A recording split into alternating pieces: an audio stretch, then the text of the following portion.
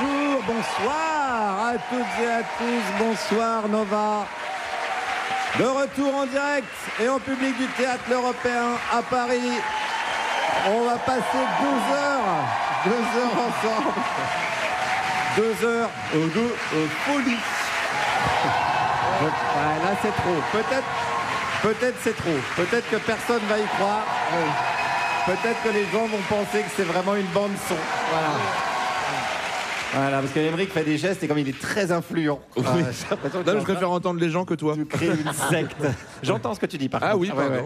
Ouais. Bienvenue à toutes et à tous dans La Dernière. Nous sommes le 27 octobre et si vous nous écoutez dans le futur, je vous rappelle que nous vivons dans un monde où Bruno Retailleau veut lutter contre l'homophobie. Après avoir défilé avec la Manif pour tous, en attendant que Nicolas Bedos devienne président des chiennes de garde et que Gérard Larcher devienne vegan.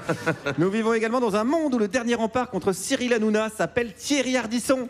Vous avez vu ? Il va sur tous les plateaux télé pour le défoncer. J'avais jamais vu un moustique lutter contre le paludisme. Eh ben, c'est assez formidable. Et nous vivons donc dans ce monde formidable avec des gens formidaux, je crois qu'on dit. Et notamment Juliette Arnaud qui est avec nous. Et bonsoir tout le monde. Ça va Juliette ? Ça va très bien. Allez. Juliette, quand même, petite question. Juliette, suite à ta chronique de la semaine dernière, qui a tué Abel, bordel de merde ? Bah maintenant, cette fois-ci, je pense que je l'ai retenu. C'est Cain qui a Cain. tué Abel et pas l'inverse. Oui, bah, Guillaume, c'est un des effets secondaires de la ménopause. Vous allez dire quoi ? Vous inversez les Tu vas dire quoi ? Non, j'ai rien. mon cerveau me lâche. Qui a tué le petit Grégory ? Bernard. Non, oh là là. Bon, allez, hop, Bernard. une enquête rondement menée. Également avec nous, Aymeric Lompré.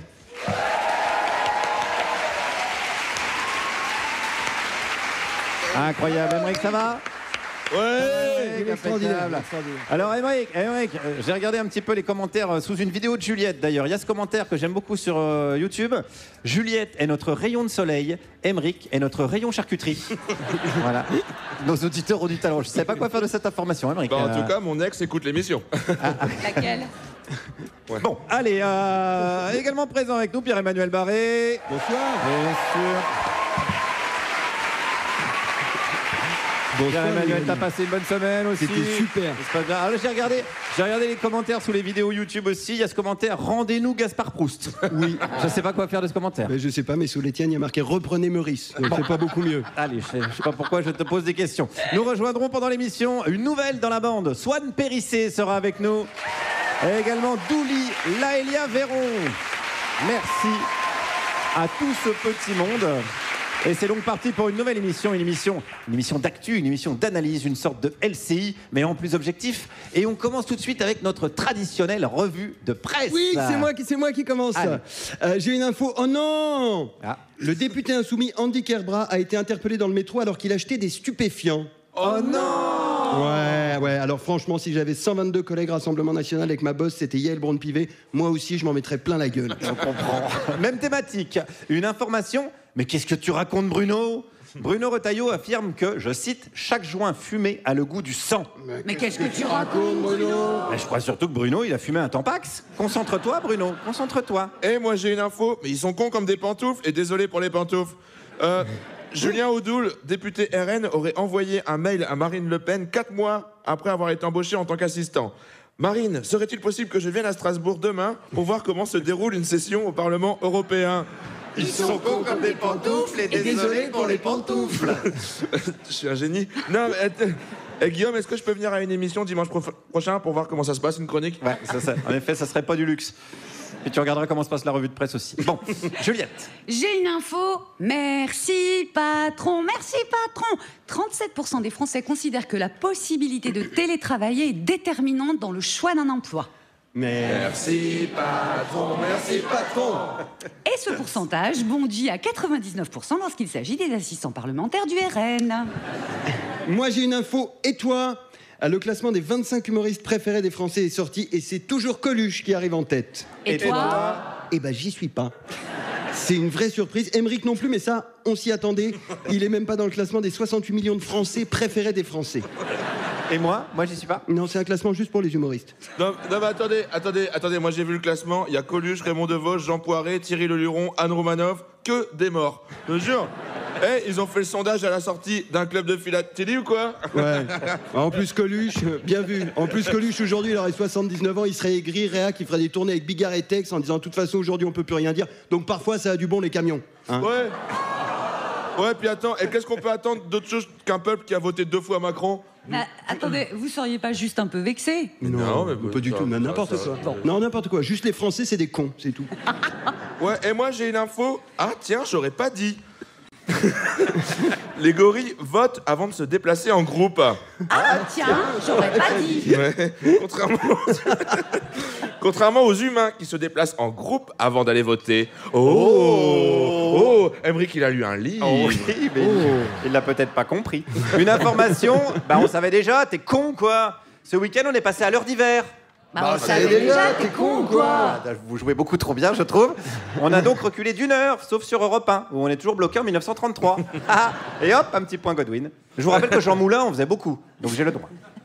Alors moi, j'ai une info. Où sont les femmes? Aussi long que ça. Au sommet des BRICS, c'est-à-dire le sommet des principales économies émergentes, tout ce beau monde invité par Poutine et qui a eu lieu cette semaine à Kazan, il y a eu une photo de famille. Eh bien, il y avait 20 chefs d'État, pas une gonzesse. Où sont les femmes? En même temps, est-ce que c'est bien différent du groupe des conseillers d'Emmanuel Macron? Non. Est-ce que c'est différent du gouvernement Barnier en termes de ministre régalien? Non. Est-ce que c'est différent de l'affiche de la dernière? Bon, allez, alors. Merci, Juliette. Très, très pertinent. Alors, Emmerich, sois concentré. Je t'avais confié une mission, tu te rappelles, au tout début de l'année, là, début de la saison, je t'avais dit, tu fais la météo. Oui. Tu l'as fait? Oui, c'était un échec. Échec. Ensuite, t'avais fait la bourse. Ouais, là, échec. Échec. Après, t'avais fait le point trafic. Oh, le plus gros échec de tous les échecs. Oh, quel échec. Ensuite, tu nous as parlé des sorties culturelles à Lille. C'était un échec. Oh là là, je m'en rappelle, tout le monde s'en rappelle. L'échec total. Par contre, il y a 2 semaines, t'avais fait les éphémérides. Et nul. Échec. Ouais. Alors, la semaine dernière, t'avais fait à quelle heure qu'il se lève le soleil, tout en te rendant compte dès le 3e paragraphe que c'était un échec. C'était un échec. Ouais. Je suppose donc que cette semaine, t'as changé, je te cite, 2 fusils d'épeautre. Déjà, on dit le fusil de Paul. Oui, bon, alors en effet, je vais changer ma rubrique cette semaine, les amis. D'accord. Je vais tout changer, mais tout en restant dans les astres et les mystères de notre univers. Ça va être super. Puisque nous allons, et ceci jusqu'à la fin de l'année, mes amis, donner les horaires des marées à nos chers auditeurs. Alors, bien entendu, cela va exclure toute une partie de notre auditoria. Des gens qui écoutent, Ça pue l'échec, hein, déjà. Attendez. Puisqu'en fait, en effet, cette rubrique concernera uniquement les villes côtières, comme Brest, La Rochelle ou Biarritz. Si vous êtes à Mulhouse, fuyez! Par contre, si vous habitez Clermont, vous pouvez quand même écouter. C'est toujours intéressant de comprendre ce qu'il en est. Regardez, moi, il m'arrive de regarder du sport, afin de comprendre ce qu'il en est. Pierre, il lui arrive de regarder des films romantiques, malgré qu'il a un cœur de pierre. Guillaume, il t'arrive parfois de regarder des films muets, malgré que tu ouvres toujours ta gueule. Juliette... Les marées, Emmerich. Ouais, reste vraiment focus là-dessus. Ouais, en plus, là, avec Juliette, ça va être misogyne. Ouais. Et les filles de Clermont, elles auraient pas du tout écouté. Bon, c'est parti. Pour la mer du Nord, lundi, 4h38, 10h06, 17h et 22h34. Avec un coef allant de 54 à 59. Difficile d'y croire en cette saison. Et pourtant. Mardi, 5h24. Après, j'ai écrit ça, j'étais sourd. Mardi. Ça se sent pas. Allez, focus. Ma feuille sur l'alcool. Non, mardi. Non, allez, c'est sérieux, il y a des marins qui sont là. Mon Dieu. Voilà. Mardi, 5h24, 10h48, 17h43 et 23h11. Avec un coefficient allant de 64 à 69. Des normales de saison. La Lune perd en magnétisme. Attends. Mercredi. Ouais, Emmerich. Parce qu'on piche pas, franchement. Ça correspond à quoi, les horaires? Les marées? Oui, mais marée haute ou marée basse, on comprend pas le truc. Oh là. C'est un échec, là, ouais. Un échec, j'ai l'impression. Ouais. C'est un En plus, je me échec. suis rendu compte que ça va être super long parce que la semaine est composée de 7 jours et la France de 5 zones d'eau à marée. Ok, ouais, puis on s'en fout des marées. Quoi? Non, ouais, non, mais c'était bien. Repose-toi, tu nous reviens avec peut-être une rubrique préparée? Ouais, je vais le noter. Préparer rubrique. Voilà, merci quand même, Émeric. Place à la musique. On a besoin de souffler un petit Oui. peu. Parce que Radio Nova, c'est aussi une radio musicale, avant qu'Émeric en fasse une véritable radio d'information. On écoute quoi, Juliette? On va écouter un titre des Anglais, Ezra Collective, en duo, j'allais dire, mais non, c'est pas vraiment un duo, feat Yasmine Lassay. C'est le moment d'utiliser ses petons pour se secouer un peu plus de 3 minutes et oublier tous les échecs d'Émeric. Le tube, c'est long 3 minutes pour se souvenir de tout ça. Le tube s'appelle Dieu m'a donné des pieds pour danser. Bon, ça c'est en français, moi je dis Amen et je dis dansons. C'était Erza Collective et Yasmine Lassay avec God Gave Me Feet for Dancing. C'est bien? C'est parfait. Ouais, bah, je suis quasiment bilingue. Hein. Vous êtes bien sur Radio Nova, la dernière, avec Juliette Arnaud, Émeric Lompré, Pierre-Emmanuel Barré. Et c'est l'heure d'accueillir notre invité du jour. Il est climatologue, directeur de recherche au CNRS et un des auteurs principaux du 6e rapport du GIEC, document qu'Emmanuel Macron a classé dans sa bibliothèque au rayon science-fiction. Mesdames et messieurs, Christophe Cassou est avec nous. Sois le bienvenu, Christophe. Merci. Sois le bienvenu. T'as souvent des accueils comme ça? T'arrives au CNRS, les gens font des holas? Ouais, Non, j'avoue que c'est pas courant. En fait, c'est même plus impressionnant qu'un congrès scientifique, en fait. C'est vrai? Ah ouais, ouais. Ah oui, oui. Mais t'inquiète pas, il y a pas beaucoup de climato-sceptiques, je pense. Il y a des climato-sceptiques? Ouais, il y en a deux. On a 2 heures courageux de se pour les dénoncer. convaincre. Alors, en tant que climatologue, les gens doivent toujours te demander quel temps il va faire. Est-ce que ça, c'est un peu ton quotidien? Ou est-ce que les gens arrivent bien à faire la distinction? Et sinon, est-ce qu'on peut, d'entrée de jeu, comme ça, première question, faire la distinction entre climat et météo? Comme ça, on n'en parle plus. Alors, les gens n'arrivent pas trop à faire la différence, en fait. Ah. Et pourtant, on peut distinguer la météo météo du climat. Qu'est-ce Alors- qui fait la différence, alors Alors, moi, j'utilise souvent une analogie, qui est une analogie cinématographique. Le climat, c'est le scénario d'un film, et la météo, c'est une séquence du film. C'est-à-dire, on regarde le même objet, c'est le film. La séquence correspond à une période de ce film-là. Et en fait, le climat... En fait, on peut pas comprendre le scénario si on n'a pas vu cette séquence, et on ne peut pas comprendre cette séquence si on n'a pas vu le scénario. Ok. Donc, en fait, je ne sais pas si vous avez compris. Si, il y a quelque chose de bon. plus... Je sais qu'on te regarde comme ça avec des yeux un peu... Mais parce qu'on est admiratif. Ça Moi, je me devient suis arrêté vexant. à analogie. Je fais analogie. C'est l'analogie. Non, mais c'est surtout que si on filme... Oh la vache. C'est surtout... Oui, on est à ce niveau-là, hein, Christophe. Faut vraiment que tu te mettes à notre niveau. Non, Émeric est là.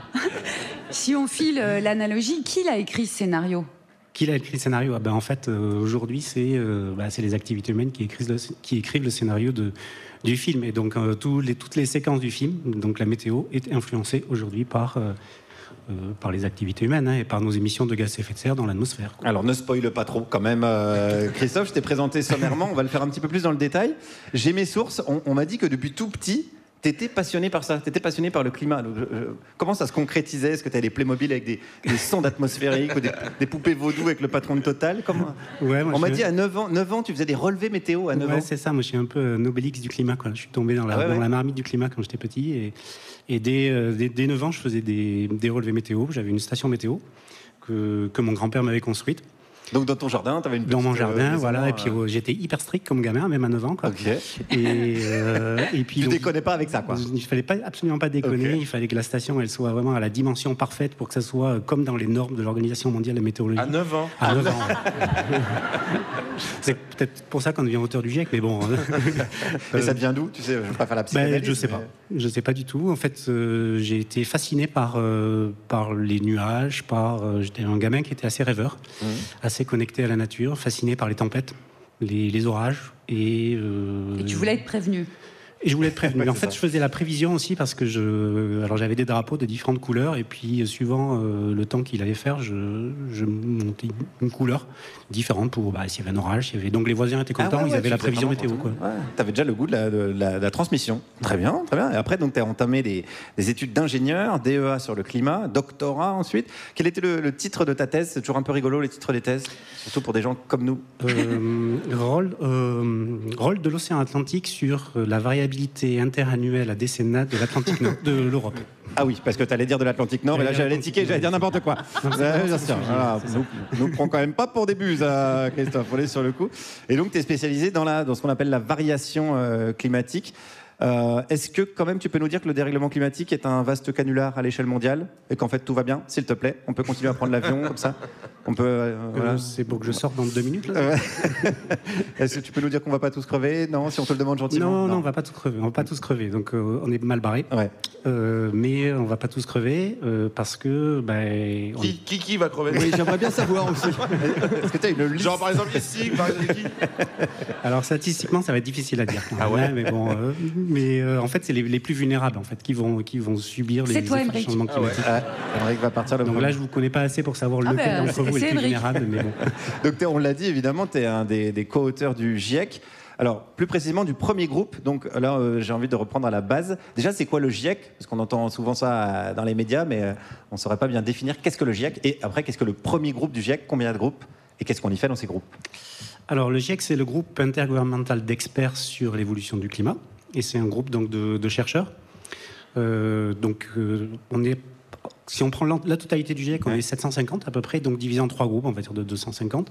Toutes les nationalités? Il y a 90 nationalités qui sont représentées dans le dernier rapport du GIEC, dans le 6e rapport. Donc le groupe 1 auquel j'ai eu l'honneur d'appartenir, porte sur les bases, l'empreinte du changement climatique et les causes du changement climatique. Le groupe 2 porte sur les risques climatiques, les impacts climatiques et puis les leviers d'adaptation pour essayer de diminuer les risques climatiques à ce climat qui change très vite. Donc c'est un peu genre les solutions. Qu'est-ce qu'on pourrait faire pour... C'est une partie, partie des solutions. Ouais. Les solutions, elles viennent plutôt dans le 3e groupe qui s'appelle l'atténuation, ou les leviers d'action pour limiter nos émissions de gaz à effet de serre, puisque ce sont ces émissions-là qui sont responsables du changement climatique aujourd'hui dans sa totalité. Donc toi, tu es dans le premier groupe, donc c'est le constat de voilà pourquoi c'est la merde en gros. Voilà, moi je suis dans le premier groupe, et puis... c'est le groupe où ils n'ont pas le moral. Un peu. Ouais. Non, mais c'est le groupe qui est un peu déconnecté aussi, au sens on manipule beaucoup de chiffres, c'est très, très C'est rationnel. des gens qui font des stations de météo à 9 ans, quoi. C'est ça, exactement. Les autres, ils vont plus dans le groupe 2 ou dans le groupe 3. Mais, Là où il y a la fête. Et alors, Christophe, il a servi à quoi ce 6e rapport? Si la réponse c'est à que dalle, tu nous laisses 30 secondes pour pleurer. Non, il a servi à quelque chose avec un mot particulier qui est le mot sans équivoque. Là, c'est bien parce que là, on parle de sémantique. Là, j'y comprends quelque chose. Voilà. Donc, c'est un mot qui a été discuté au cours de ce qu'on appelle les séances d'approbation. Ce sont des séances qui regroupent une petite partie des chercheurs qui ont des auteurs principaux qui ont participé à la rédaction, et puis les 195 délégués gouvernementaux, des membres des États de l'ONU, quoi. Donc ça, c'est plutôt des politiques alors? Donc, ou des ambassadeurs, des diplomates? Alors ça dépend des pays. Ça peut être des D'accord. scientifiques, ça peut être des diplomates, ça peut être des économistes, ça peut être voilà. Donc généralement c'est des teams, des groupes de 4-5 personnes qui se relayent en fait pendant ces séances d'approbation qui sont très longues, qui durent à peu près 10-15 jours, où en fait donc à la fin du processus d'écriture du rapport du GIEC, on produit ce qu'on appelle un résumé à l'intention des décideurs, qui fait à peu près 30 pages. Le rapport total, il fait 3000 pages pour le groupe 1, 9000 pages pour le groupe 3. Ça me fait toujours rigoler quand les gens disent « Oui, j'ai lu le rapport du GIEC ». Parce que même moi, auteur du GIEC, je n'ai pas lu les 9000 pages du GIEC.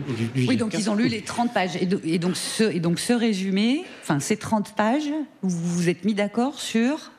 Alors, ces 30 pages, elles sont rédigées par les scientifiques et ensuite, elles sont questionnées, elles sont challengées par les délégués gouvernementaux qui nous demandent de justifier en fait la robustesse de nos conclusions. Et ce mot sans équivoque, il est associé à cette phrase-là qui est je ne sais même plus en plus que j'étais responsable de cette partie-là. Il est sans équivoque que les activités humaines jouent sur le réchauffement climatique. Parce qu'avant, il y avait équivoque. Alors avant, il y avait encore un doute? Oui, avant, il y a toujours eu en fait une probabilité. Parce que le GIEC raisonne avec ce qu'on appelle des langages calibrés. Donc, il est très probable que... Ça servira à rien, de toute façon. Il est très probable que, ça veut dire plus de 2 chances sur 3. Il est virtuellement certain, ça veut dire 99% de chance. Et là, sans équivoque? Et là, sans équivoque, ça veut dire que c'est un fait établi. Ça veut dire que c'est comme de dire la Terre est... la Terre est plate, j'allais dire. La Terre est ronde. L'autre. En fait, c'est un platiste. C'est pas ton domaine de compétence, donc tu peux dire la Terre est plate. Tant que tu te gourres pas sur le climat, nous on est OK. On te sourira gentiment. On fera oui, Christophe, merci. Parle-nous plutôt du climat. Ouais. Moi, ça m'arrange pas pour les marées.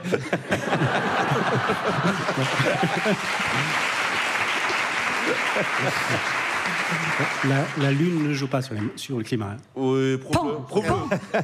On va revenir à tout ça si vous le voulez bien, parce que le charme de cette émission, c'est qu'on est là, on fait des constats scientifiques, on cherche des solutions pour ne pas crever, et puis après, qu'est-ce qu'on fait ? Ben, on envoie la pub. Allez, niquons la planète, c'est la publicité. Vous êtes toujours à l'écoute de Radio Nova, c'est la dernière, avec Juliette Arnaud, Pierre-Emmanuel Barré, Aymeric Lompré, et notre invité, le climatologue, co-auteur du GIEC, Christophe Cassou, qui est avec nous jusqu'à 20h. Et c'est l'heure à présent d'accueillir une nouvelle dans la bande. Elle joue actuellement un spectacle qui s'appelle Calme. C'est vraiment comme si Raphaël Enthoven jouait un spectacle qui s'appelait Honnêteté intellectuelle. C'est la formidable Swan Périssé, mesdames et messieurs. Bonjour à toutes et à tous. Honoré d'être là. Merci beaucoup. Je suis venue rajeunir un peu votre émission. Une femme de moins de 35 ans, vous aviez besoin d'un petit coup de collagène. Me voilà, bonsoir. C'est la première fois que je suis invitée parmi vous, c'est vraiment un honneur. Certains d'entre vous me connaissent, peut-être d'autres me découvrent, et je me dis que peut-être les plus conservateurs d'entre vous, vous vous dites « Oh, mais une femme jeune, blonde, avec des gros seins, mais avec qui a-t-elle couché pour en arriver là ?» Je vous rassure, j'ai couché avec personne à cette table. Vraiment personne. Ah, ça va, Aymeric? J'avais pas vu que t'étais là. Ça fait longtemps, c'était quoi la dernière fois qu'on s'est vu? Le soir, là, en 2019. Bon, bref. Ah oui, peut-être qu'il y a des gens qui sont pas au courant. Si vous rigolez pas à mes vannes, je m'en charge. Voilà. C'est comme apporter un sextoy dans la sexualité. Quelle que soit la générosité des gens en face, moi je passe un excellent moment. Bon, restez concentrés s'il vous plaît. Cette semaine, c'était la deuxième fois qu'on entendait Gisèle Pellicot dans le cadre du procès contre son mari et les hommes qui l'ont violée lorsqu'elle était droguée. Sans transition, désolée. Elle a dit notamment « Pour moi, cette trahison est incommensurable. Nous avons eu 50 ans de vie commune, 3 enfants, 7 petits-enfants. Je ne sais pas comment je vais me relever de tout ça. » Et ce procès, c'est vrai que ça secoue beaucoup de gens, quoi. Ça réveille plein de MeToo. Moi et mes copines, on n'arrête pas de raconter encore et encore nos agressions sexuelles. Et au cours d'une conversation, j'ai un copain qui m'a dit « Oui, mais maintenant, on ne peut plus draguer. » Je me suis demandé ce que ça veut dire « on ne peut plus draguer ». J'ai entendu à la radio l'autre jour un homme dire « Aujourd'hui, on n'ose plus monter dans un ascenseur avec une femme de peur de se prendre un procès au cul. » Petite suggestion, prends les escalators. Mais plus sérieusement, je pense que la peur viscérale de certains hommes, c'est pas le procès, c'est la peur de se prendre des vents, en fait. Parce qu'avant, peut-être, quand on se prenait une drague lourde, on gloussait, on disait « Non, me tripote pas les fesses, je me suis pas bien essuyée en faisant caca. » Bref, maintenant, on va plus protester. Peut-être même qu'on va vous dire que c'est une agression sexuelle. Mais soyons réalistes, les mecs aujourd'hui qui draguent de façon lourde ne risquent pas de payer une amende, ne risquent pas la prison, ne risquent pas de choper une MST. Et si les verrues dans la vulve, c'est une MST, Aymeric, pardon, ça n'a rien à voir.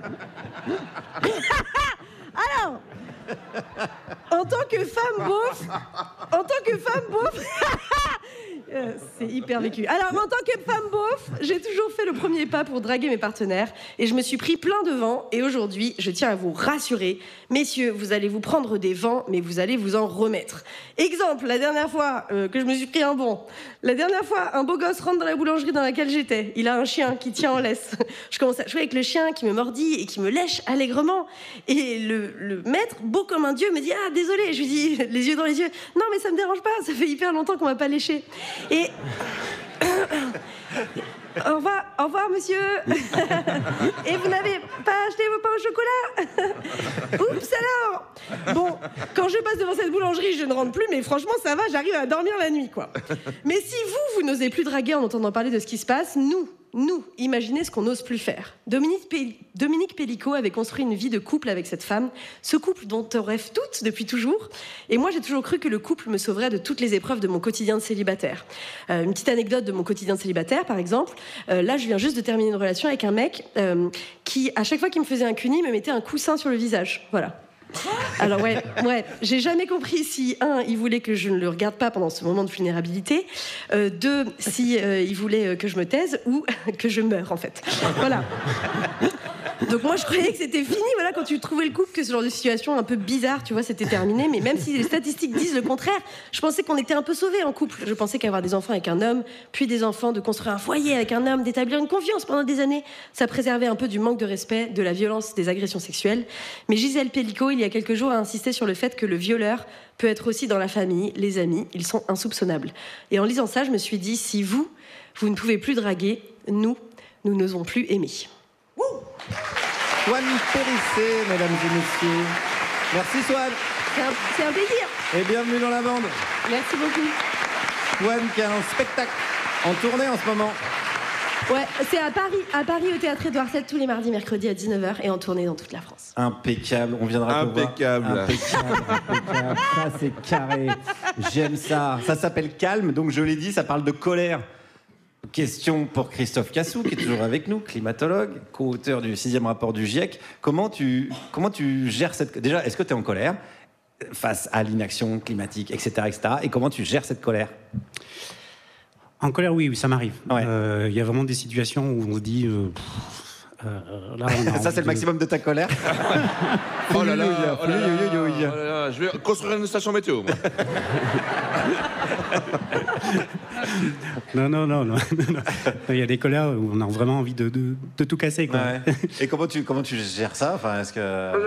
Alors, je me calme, Ouais. je prends mon vélo, j'essaie de pas rouler trop vite. Et puis non, surtout je vais le long de l'océan, je vais dans la forêt, je check les marées pour savoir si c'est de la bonne heure pour aller faire du surf, ce genre de choses, quoi. Donc c'est une chronique très très importante. Merci. Pas bien menée, mais vraiment très intéressante. Je vais te parler d'un cas concret où tu as dû ressentir une colère immense. C'est quand tu es allé face aux politiques en Occitanie pour contrer la construction de l'A69 et que tu t'es retrouvé notamment face à Carole Delga, qui est de gauche. Meilleure blague depuis le début de l'émission. Mais d'autres responsables politiques d'Occitanie, quand tu es sorti de cette réunion où en gros tu as exposé tous les arguments, on t'a regardé plus ou moins poliment, on t'a écouté de même, mais on t'a dit oui, non. Là, ça t'a fait, j'imagine, une colère assez grande. Ça se traduit comment Là, c'était pas vraiment de la colère, c'était un peu de la sidération et c'était un petit peu aussi du désarroi. Et là, j'avoue que j'ai eu vraiment un moment de down, quoi, un moment dur où j'ai pris mon vélo. Je suis rentré chez moi et sous mon casque, j'ai pleuré du conseil régional d'Occitanie jusqu'à chez moi. Parce qu'on était vraiment en face d'un mur, ce que moi j'ai appelé la bifurcation impossible, quoi, c'est-à-dire l'impossibilité de réaliser que le changement climatique c'est maintenant, quoi. Les risques climatiques sont forts et que s'engager dans des projets qui nous verrouillent dans l'utilisation des énergies fossiles, dans un monde qui est impossible d'évoluer, de changer, de devenir résilient à ce changement climatique. D'être confronté à cette impossibilité-là, alors qu'on était une délégation de scientifiques de différentes disciplines, qu'on allait discuter avec ces politiques pour essayer de voir comment, en appui à la décision, en aide à la décision, comment on pouvait sortir de ce bourbier-là, quoi. Ouais. Non, en fait... Mais ils s'en foutent ou comment ils réagissent quand ils sont face à toi? Par exemple, comme Carole Delga est face à toi. Est-ce qu'elle dit oui, passe à autre chose, ou comment ça se passe? Je pense qu'on elle écoute poliment, elle prend des notes. On est dans le déni de vulnérabilité. Les politiques ne se rendent pas compte que en fait, le changement climatique est une menace pour l'habitabilité. Attends, est-ce qu'ils s'en rendent compte et ils s'en foutent, non? On a plutôt cette impression-là. Je sais pas. Soit ils sont cons, soit ils sont inconscients. Il n'y a plus de déni. Je sais.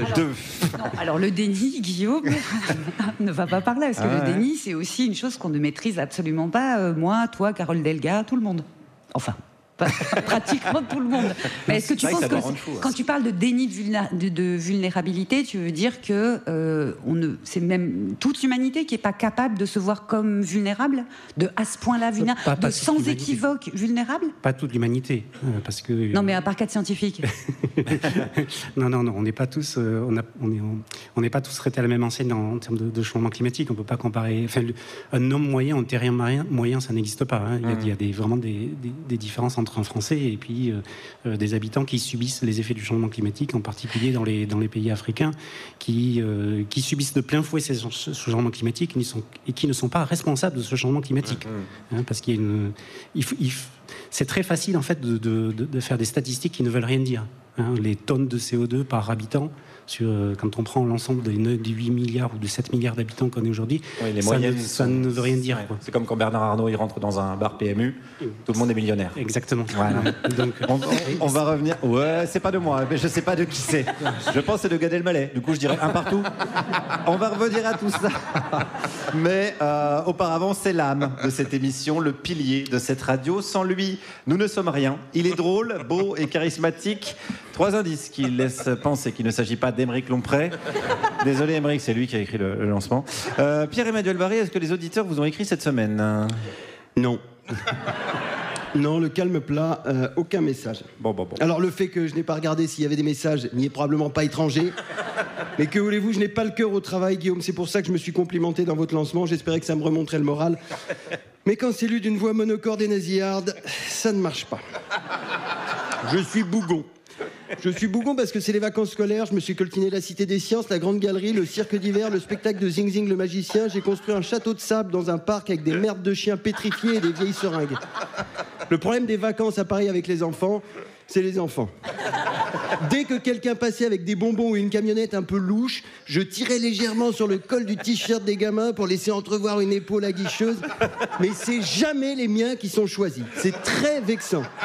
Mes enfants vivent dès la maternelle ce que j'ai vécu au lycée. Ils ne baissent jamais. Bref. Guillaume, comme j'avais pas le moral, je ne voulais pas aller sur Instagram pour voir les messages des auditeurs parce que sur les réseaux, les gens s'acharnent à donner l'image d'une vie plus trépidante que la mienne. Donc peut-être qu'il y a des questions, peut-être pas, on ne le saura sans doute jamais. Mais ça n'est pas grave. Ça n'est pas grave parce que j'en ai inventé. Et cette semaine, c'est Maglaoui qui nous écrit de Saint-Roustan. Saint-Roustan, s'il vous plaît. Saint-Roustan qui est en deuil, puisque 15 racilariens ont trouvé la mort dans les terribles inondations qui ont frappé la commune. Muriel Verbruggen, gérante du salon de coiffure pour chauves palliatif, mais également journaliste d'investigation pour la Gazette de Saint-Roustan, raconte les événements dans un article poignant. Je vous en lis un extrait. L'eau montant rapidement dans les rues du village suite à une crue éclair et inexpliquée de la Roustinière, les habitants ont été appelés à se réfugier dans les étages. Mais les 15 victimes qui occupaient des maisons de plein pied ont décidé de se réfugier au seul étage disponible, la cave. À Saint-Roustan, on est obéissant, mais on est aussi parfois un peu con. Une marche blanche a été organisée ce dimanche en hommage aux disparus. Elle est partie de la tour Gaston de Roustan pour rejoindre le parking de l'école Nadine Raziac en passant par le pont Félix Michel. Marche blanche qui s'est malheureusement soldée par un nouveau drame. Muriel Verbruggen nous raconte. Les marcheurs, n'ayant pas vu que le pont Félix Michel avait été emporté par le courant, ils se sont précipités dans les eaux en furie de la Roustinière comme des petits lemmings. Mais on ne peut pas leur en vouloir, c'est très compliqué de voir qu'un pont n'existe plus quand il n'existait pas avant. 20 morts viennent donc s'ajouter au décompte macabre, une tragédie qui a été l'occasion d'un édito coup de poing du maire Guilhem Maurice sur le site de la mairie. Je vous le lis, racilarienne, 3 cm de flotte à Paris, ça fait l'ouverture des JT, mais 35 morts à Saint-Roustan, c'est l'indifférence générale. Blackout médiatique. Et le fait que Saint-Roustan n'existe pas n'est pas une excuse. Le dimanche matin, sur la télé publique, ils nous infligent 3 heures d'émission sur l'islam, le christianisme et le judaïsme avec des adultes qui se déguisent en brûlant de l'encens pour leur ami imaginaire. La place de tel programme n'est-elle pas plutôt sur Gulli ? Je voudrais, au nom des habitants de Saint-Roustan, rappeler au monde la devise de notre ville, Deus coque non est, Dieu non plus n'existe pas. Maintenant, pleurons nos morts et les médias, mangez les vôtres. J'ai des frissons. Très beau coup de gueule de Guilhem. Bref, Maglaoui nous écrit et nous dit « Bonjour à toute l'équipe, je m'appelle Maglaoui Maurice. Je suis la femme du maire de Saint-Roustan. Guilhem Maurice, et je vous écoute toutes les semaines. J'ai été profondément touché par les terribles inondations survenues dans notre village et je souhaite présenter mes excuses aux victimes et à leurs proches quand on est femme fontaine dans le feu de l'action, on ne se contrôle pas toujours. Et force est de constater que 35 victimes pour un orgasme, c'est cher payé. PS, n'en voulez pas à Guilhem, mon mari n'y est pour rien, je n'étais pas avec lui quand c'est arrivé.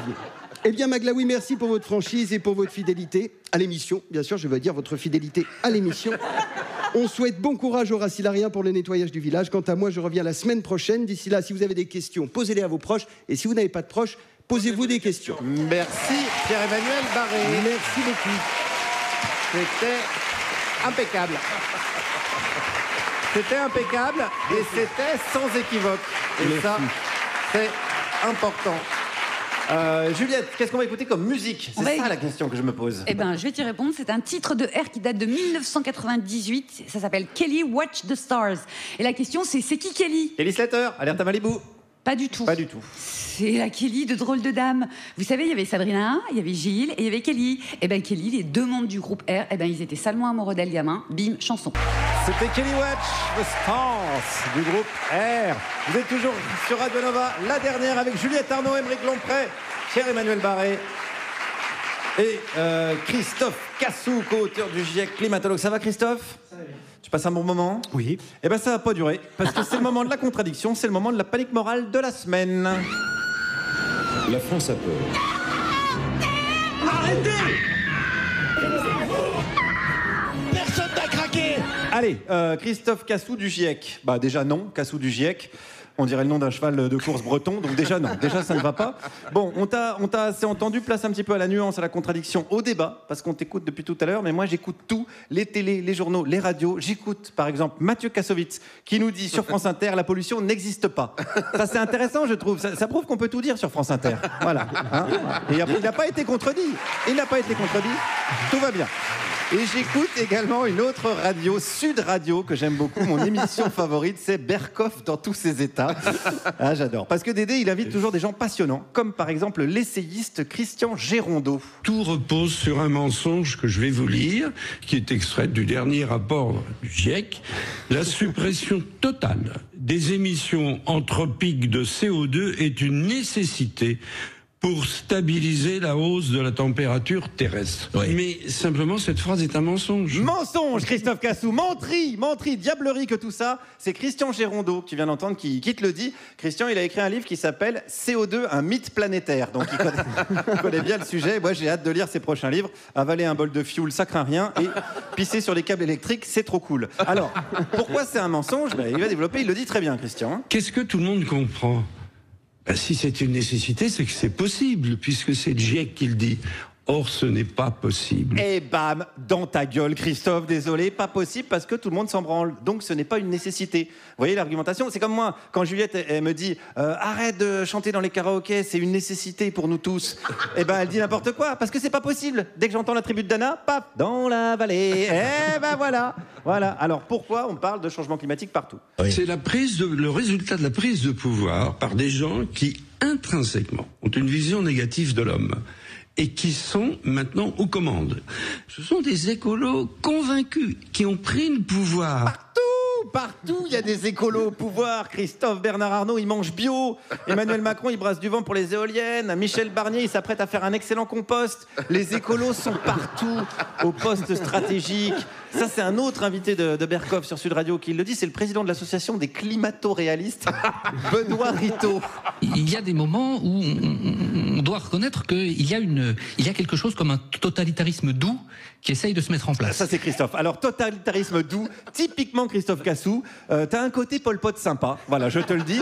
T'as un côté Mengele en tofu. Voilà, c'est ça. Voilà. Tu devrais mettre ça dans ta bio Tinder, ça passerait bien. Allez, on continue avec un autre invité de Berkoff sur Sud Radio, quand je vous ai dit que je me suis régalé, pour aller plus loin dans l'analyse avec un économiste, Rémi Prudhomme. Il n'y a plus de christianisme, plus de communisme. Il faut bien inventer quelque chose.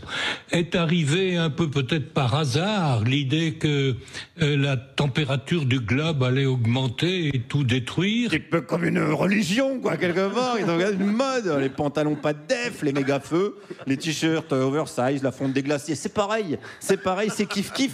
Allez, on laisse conclure Rémi Prudhomme qui nous rassure sur le réchauffement climatique. climatique? D'abord, à l'heure actuelle, il y a beaucoup plus de gens qui meurent de froid que de gens qui meurent de chaud. Donc, s'il y a des gens qui souffrent de la chaleur, il y aura des gens qui souffriront un peu moins du froid.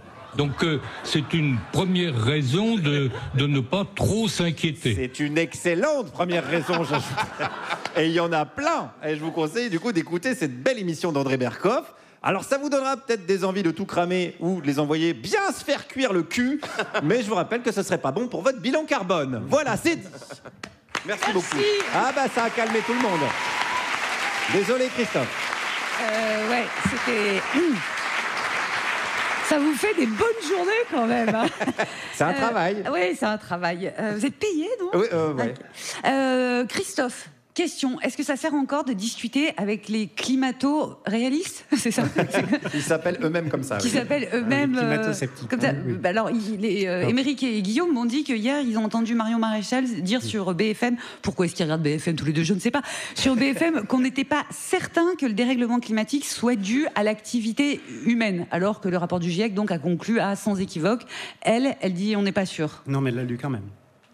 Alors, Si, oui, elle l'a lu. Je pense qu'elle l'a lu. Elle a lu les 30 pages. Elle dit qu'elle l'a lu. Donc, du coup. Ah ouais, elle dit qu'elle l'a lu. Enfin, du coup, elle rentre. En fait, la manière dont elle communique, c'est de la désinformation. C'est l'ère de la post-vérité, c'est du trumpisme. On en est à ce niveau-là. Mais est-ce que ça sert de discuter avec ces gens-là, finalement? Genre les gens qu'on a entendus. Le climato-scepticisme, on va dire hardcore, il est terminé parce que le changement climatique, on le vit tous les jours. Hein. Par contre, maintenant. L'argument, ils disent en fait, maintenant, oui, il y a un réchauffement climatique, mais on n'est pas sûr. Marion Maréchal, elle disait ça d'ailleurs. L'argument, c'est de dire, on n'est pas sûr que c'est de la faute de l'homme. Voilà. Alors, il y a équivoque. Il y a équivoque, donc la stratégie classique, c'est la stratégie du doute. Ouais, c'est ça. La stratégie du doute qui se met en place, et donc il y a plein de relais de ces stratégies-là. Est-ce que c'est utile ou pas de parler avec les climato-sceptiques? À mon avis, je pense que c'est pas utile, parce que de toute façon, il restera une frange d'un certain pourcentage de la population qui sera climato-sceptique, comme les platistes. Oui. Donc si on veut discuter avec les climato-sceptiques, je pense qu'il faut sortir de la contradiction ou des faits scientifiques, mais de leur demander pourquoi ils pensent ou ils privilégient une hypothèse plutôt qu'une autre, puisqu'ils sont incompétents dans le domaine, dans les sciences du climat. Donc ça veut dire qu'ils ont fait un choix, et donc ce choix il est empreint de valeur. Et donc, il faut leur demander quelle valeur est activée dans leur cerveau pour... Est-ce qu'ils ont un cerveau? Ils ont un cerveau. Je n'ai pas dit dans leur petit cerveau. Ouais, plutôt les questionner que d'être dans l'affrontement. Voilà. Toi, en fait, il faut les questionner. Et puis maintenant, il y a quand même une nouvelle... Comment dire? Le climato-rassurisme qui apparaît, qui est que... Alors, ne vous inquiétez pas, on va s'en sortir. Ce qu'a dit Marion Maréchal Le Pen, ça rentre dans ce climato-rassurisme qui est de doute. Comme il y a un peu de doute encore, on a peut-être un peu de temps pour agir, alors qu'on sait que chaque tonne de CO2 additionnée dans l'atmosphère contribue à un réchauffement additionnel, contribue à des risques, contribue à des souffrances, contribue à des morts. Mais est-ce que c'est pas un problème de structure démocratique finalement? C'est pas pour défendre Marion Maréchal. Attention, je me lance dans une cascade. Non, mais je veux dire, ces gens-là, ces gens qui sont au pouvoir ou dans des positions de vouloir le pouvoir, ils sont obligés quasiment de séduire les gens. Donc on ne séduit pas les gens en disant... il va falloir du sang et des larmes, comme dirait l'autre. Justement, c'est le problème de la structure, non? Justement, en fait, ce qu'on montre dans le rapport du GIEC, c'est que aujourd'hui, les solutions existent. Okay. Les solutions existent, et en plus, il y a ce qu'on appelle dans notre jargon les co-bénéfices. Il y a des convergences qui sont telles que lutter contre le changement climatique, ça permet d'accroître, de diminuer l'insécurité, c'est un mot à la mode. Ouais. Sécurité, c'est un mot. Oui. Donc, ça doit leur plaire. Donc, sécurité sanitaire. Parce que des vagues de chaleur conduisent à un excès de mortalité, en particulier des personnes les plus vulnérables. Sécurité alimentaire, parce que le changement climatique induit des baisses de rendement agricole, et donc induit une forme de l'inflation ensuite sur les denrées alimentaires, et donc menace les plus vulnérables. Sécurité politique, sécurité sociale, donc du fonctionnement social de la société. Donc le changement climatique, en fait, il permet d'adresser, il permet de combler les inégalités également, dans la mesure, mieux isoler son logement, c'est lutter contre la précarité énergétique. Donc il y a des enjeux de santé également, et des enjeux de justice et d'équité. Donc, en fait, c'est pas les solutions, ou c'est pas les solutions c'est pas le changement climatique, les solutions de changement climatique qui sont punitives, c'est le changement climatique qui est punitif. Oui, de toute façon, oui. De toute façon, on l'a vu il y a 2 ans, où il y a eu des confinements climatiques, on l'a vu. Oui, parce que c'est déjà arrivé, ça, pour de vrai. En Iran, il y a eu un confinement climatique. Oui, parce qu'il faisait trop chaud. Oui, il y a eu un confinement climatique. Le gouvernement a décidé donc d'appeler la population à fermer les écoles, les administrations, pour préserver en fait le système de santé qui était mis à mal par des températures supérieures à 50 degrés, et puis préserver aussi pour éviter les pénuries électriques, parce que les climatisations à fond généraient des tensions sur la production électrique, et il fallait sécuriser cette électricité pour les hôpitaux, l'approvisionnement en eau, ce qui est vital en fait pour la population.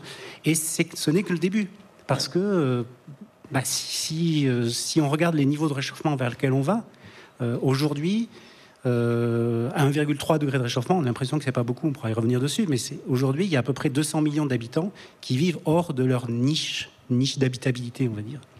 À 1,5 degré, c'est-à-dire vers 2030, c'est 500 millions. À 2 degrés, c'est-à-dire vers 2050, c'est 2,5 milliards.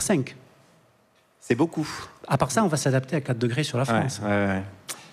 Très bien, c'est très clair. Je ne sais pas comment conclure, surtout que je dois lancer la publicité. Tu vois dans quelle difficulté tu me mets, bordel. Eh bien, écoutez, allez pisser sous la douche.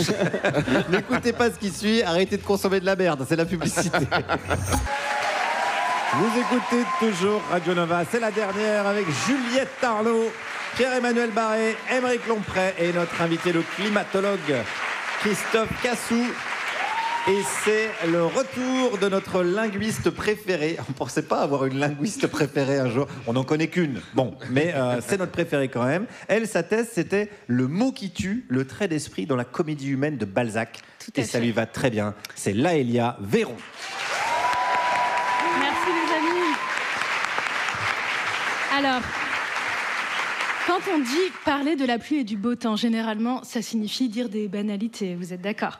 C'est vu comme un sujet de conversation consensuelle parce qu'on a l'impression qu'on est dans le paradigme du fait brut. Il fait beau, il pleut. On peut trouver ça plus ou moins bien, mais on n'y peut rien. Il n'y a pas de responsable. Donc il n'y a pas de désaccord et a fortiori de conflit possible. Ce qui change actuellement dans notre vision du climat, qui ne se réduit pas à la météo bien sûr, c'est que on se dit qu'en réalité, on y peut bien quelque chose, on est bien nageant, et c'est le sens du mot anthropocène. Anthropos, c'est l'humain. L'ère de l'anthropocène, c'est le moment où l'être humain devient un facteur de modification fondamentale de la stabilité des écosystèmes. Le terme a fait débat, mais l'idée importante, c'est que le climat est une variable sur laquelle on agit, même si ce n'est pas chacune et chacun avec les mêmes responsabilités.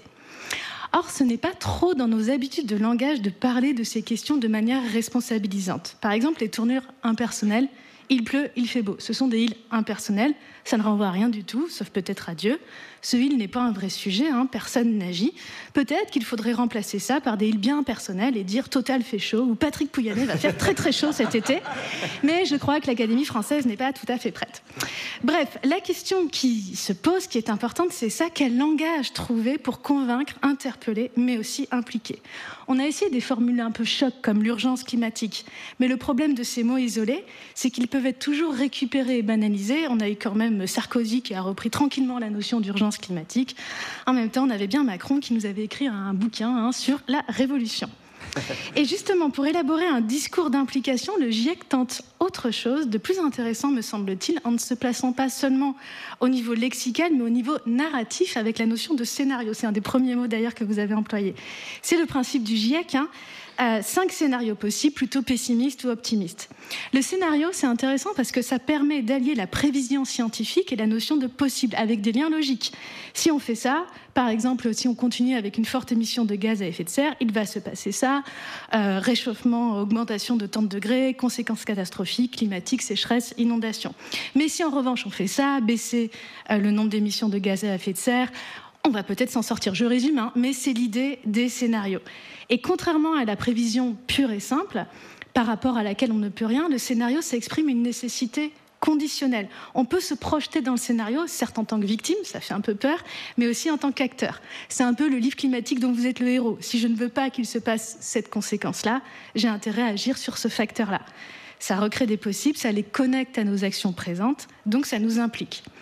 Et c'est très important politiquement de rouvrir l'idée de possible. C'est le contraire du célèbre « il n'y a pas d'alternative » de Margaret Thatcher. Cette idée dans la bouche de Thatcher, ça voulait dire « il n'y a pas de plan B au capitalisme mondialisé ». L'idée qu'il n'y a pas d'alternative à la fin du monde, on va tous crever, ça décourage. Dire qu'il y a des scénarios alternatifs, ça redonne une agentivité. Cependant, le scénario du GIEC reste assez abstrait pour le commun des mortels quand on essaie de lire le petit rapport, pour 2 raisons, me semble-t-il. D'une part, parce qu'au niveau scientifique, il parle de phénomènes macro, avec des variables très générales et peu nombreuses, l'émission des gaz à effet de serre et puis des programmes d'éducation de santé, mais aussi parce qu'au niveau narratif, il y a une certaine ambiguïté sur qui sont les personnages clés du scénario. Est-ce que ce sont les États ? Est-ce que ce sont les divers responsables politiques ? Est-ce que ce sont les multinationales ? Est-ce que ce sont les collectifs militants et citoyens ? Qui est vraiment le héros du livre sur le climat ? Le GIEC, d'ailleurs, a l'air d'évoluer sur cette question en élargissant le champ de ses interlocuteurs, en s'adressant, comme dans cette émission, de plus en plus au plus grand nombre, peut-être parce qu'il essaie de jouer sur l'équilibre ou le rapport de force entre celles et ceux qui peuvent et celles et ceux qui veulent. Merci Laëlia. Laëlia Véron. Merci beaucoup Laëlia. On peut retrouver ta chronique en podcast sur toutes les plateformes. J'ai vu que Christophe, tu as pris des notes pendant la chronique de Laëlia. Est-ce que tu as envie de réagir à ce que tu viens d'entendre ? Oui, sur certains mots, en fait, sur le mot scénario et sur le sens des mots. Les mots comptent. Dans les rapports du GIEC, il n'y a jamais de mot prévision climatique. Il y a projection climatique. Et c'est très important, parce que ça veut dire que le champ des possibles est ouvert et que ce champ des possibles est conditionnel donc, au changement de mode de vie que l'on va adopter pour limiter nos émissions de gaz à effet de serre. Attends, je peux juste intervenir, faire une petite digression. Il est écrit en anglais, le rapport du GIEC ? Oui, parce que ça peut changer aussi. Non, il est écrit en anglais, et puis les résumés à l'intention des décideurs sont traduits dans les 7 langues de l'ONU. Il peut y avoir aussi La traduction est très compliquée. On a des nuances dans les langues, etc. Exactement. Et puis en plus, la séance d'approbation, donc où chaque phrase se discute avec les 195 membres du GIEC, parce que quelque chose aussi qui est important, les mots comptent, les auteurs. Je ne suis pas membre du GIEC, je suis auteur principal du GIEC. Les membres du GIEC sont les États.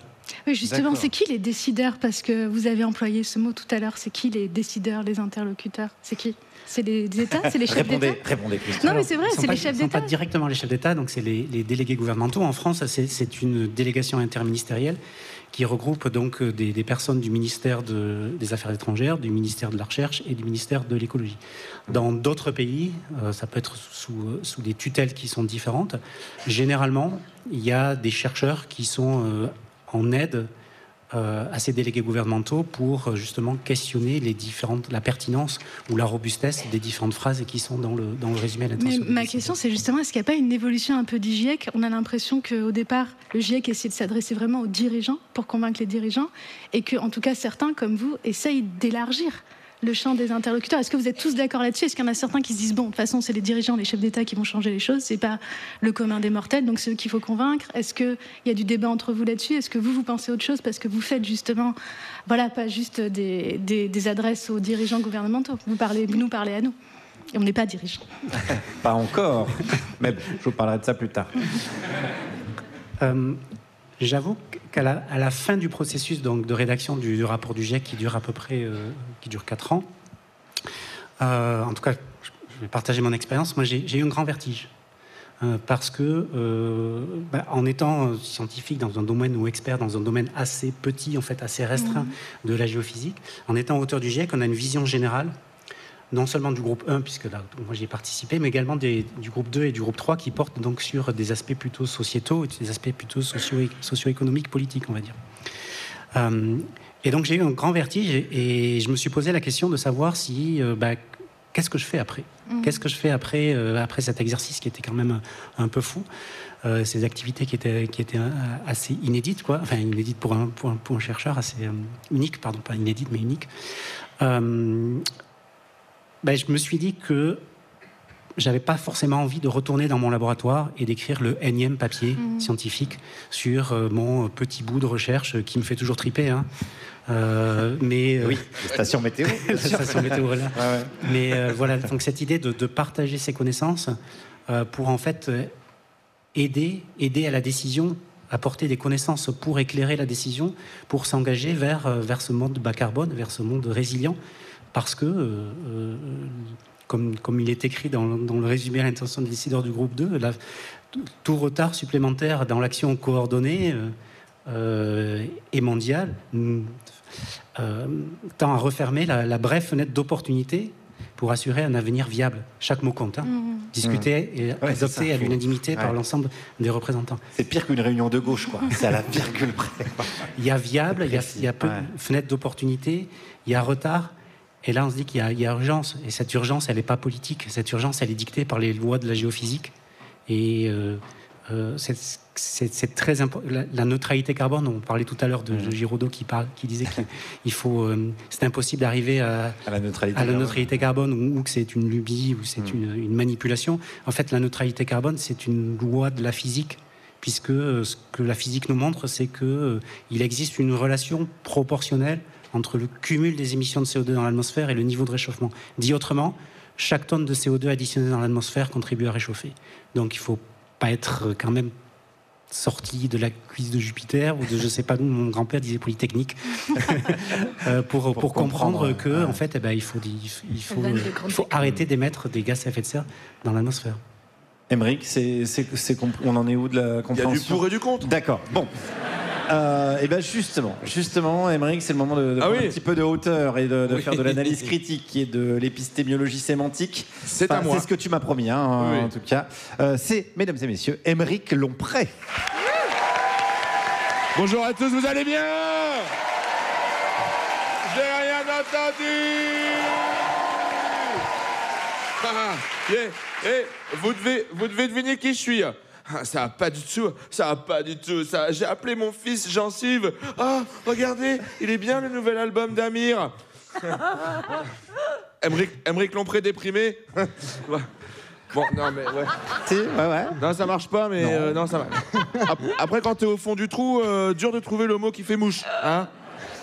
Non, j'ai pas la pêche. Les vacances, elles vont faire du bien, là. Déjà parce que je vais pouvoir terminer mon puzzle du château de Chambord.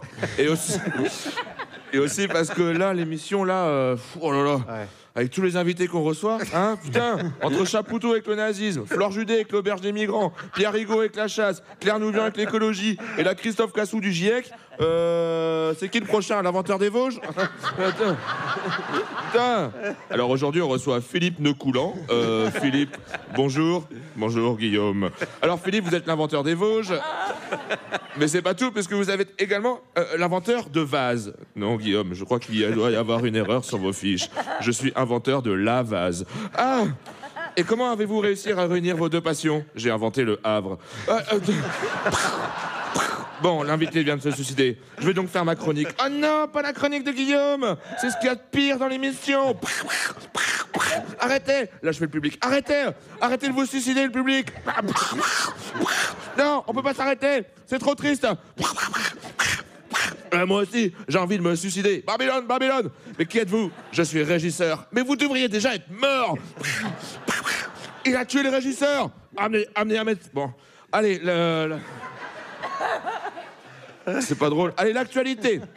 L'actualité n'attend pas. L'actualité, c'est pas une victime de PPDA qui serait là. Bon, bah, du coup, il y a prescription. Tiens, puisqu'on parle de gros porc. Depardieu. Allez, on attaque Depardieu. Tout le monde voit ce que c'est un peu Depardieu? L'élégance d'une tranche de lard avec la confiance d'un pilote de ligne. Mais est-ce que tout le monde se souvient de la phrase que Gérard a dit dans le documentaire de Yann Moix en parlant d'une fillette qui était en train de faire du cheval? Est-ce que vous voulez que je vous la redise?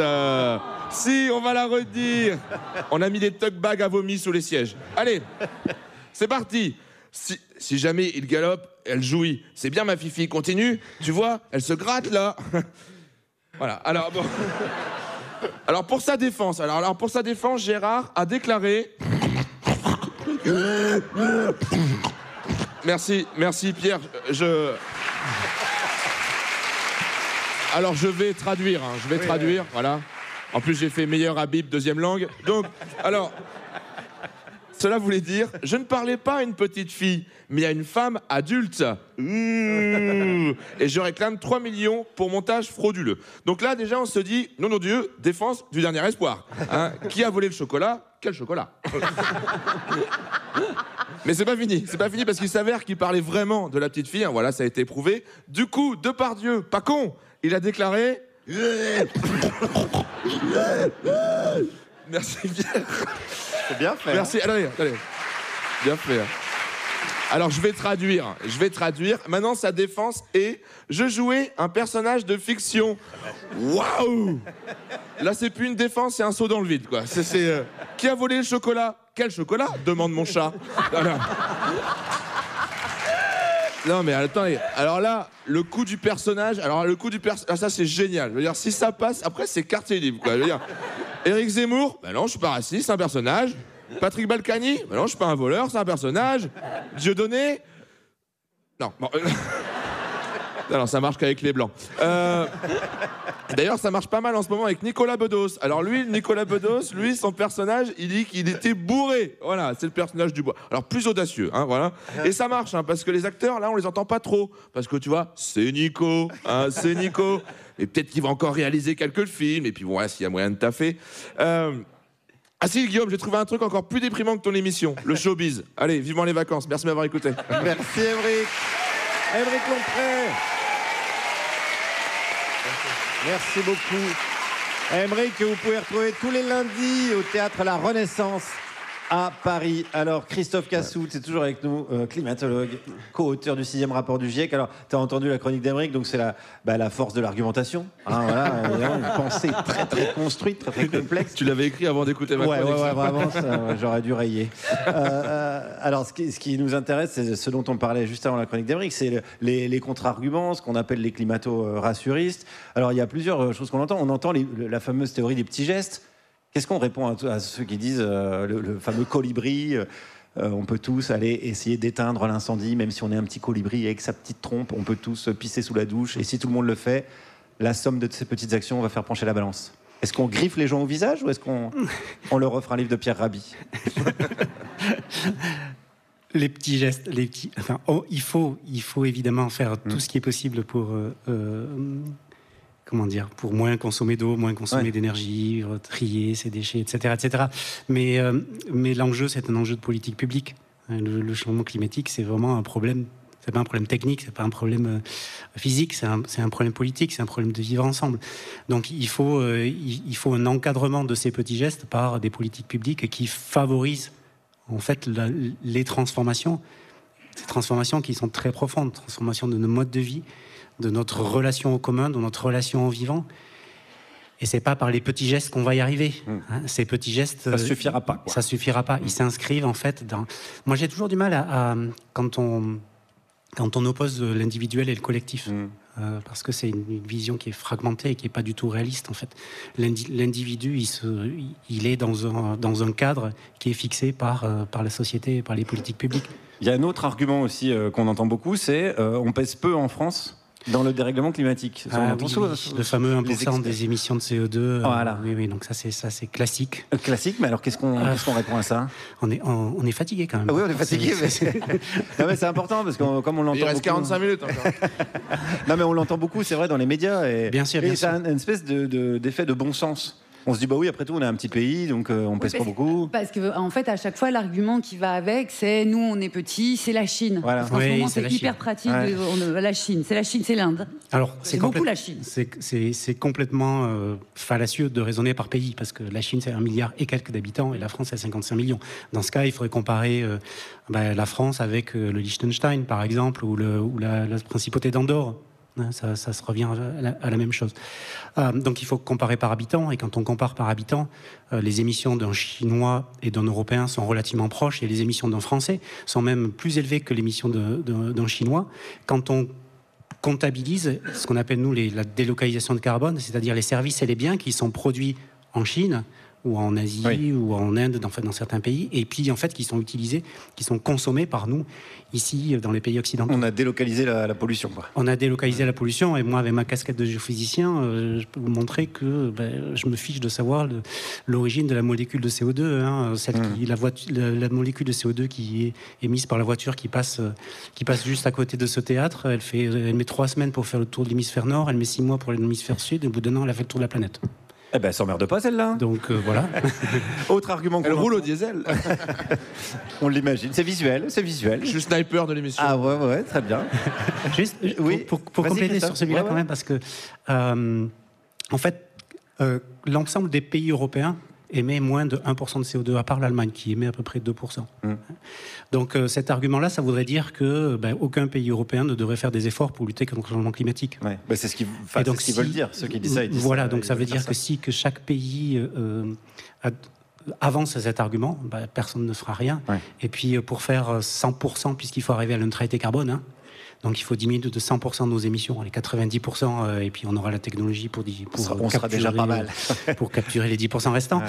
On va dire 100%, pour diminuer de 100% nos émissions, il faut 100 fois 1%. Autrement, on n'y arrive pas. Oui. Je l'ai. Mon niveau de maths me permet de comprendre cette phrase. Il y a autre chose qui peut nous permettre aussi la prise de conscience, et on l'a dit, non seulement la prise de conscience, mais l'action. C'est les histoires. Il y a celles et ceux qui les vivent, celles et ceux qui les racontent, mais aussi celles qui aiment les personnages qui les peuplent. C'est Juliette Arnaud. Qu'est-ce que nous fait chier à lire, toi ? C'est pas marqué dans les livres. Qu'est-ce que nous fait chier à lire tout le temps ? Plus important à vivre. Regarde ! Juliette Arnaud. En avant les histoires. Comme mon amie Caroline me le répète souvent, Juju, on a beau vivre à la même époque que Donald Trump et ses fake news, le fait n'est pas négociable. La Terre n'est pas plate, content, pas content, content quand même. Et non, Caro, ne me répète pas ça parce que je suis particulièrement délirante. Oui, bien sûr, je persiste à croire qu'en chantant en petite culotte dans ma chambre, ça fait de moi Madonna. Mais je me soigne, merci beaucoup. Caro me répète ça parce que c'est un truc super commun, le déni. Le déni collectif. Vous voyez la gueule que ça a, Christophe vient nous en parler, l'effondrement climatique, mais on ne passe pas la seconde quand on devrait être en 5e. Et puis il y a le déni individuel, et ça vraiment c'est pour tout le monde. Déni, c'est notre mot français, c'est l'équivalent du Verleugnung allemand qui a été mis en lumière par Freud. C'est une définition très simple, c'est le refus de reconnaître une réalité dont la perception est traumatisante pour le sujet. Qu'on peut traduire de manière plus terre-à-terre par « on se raconte les histoires qu'on veut pour arriver à se lever le matin ».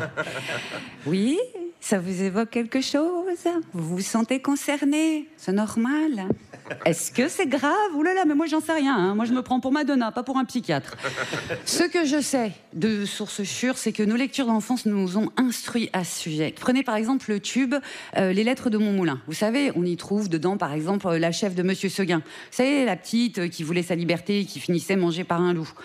Bon, en même temps, c'était pas la chips la plus craquante du paquet, elle, hein. À pas savoir que les filles, c'est mieux que ça reste à sa place pour pas mourir, être violée ou se faire attraper par la chatte en discothèque.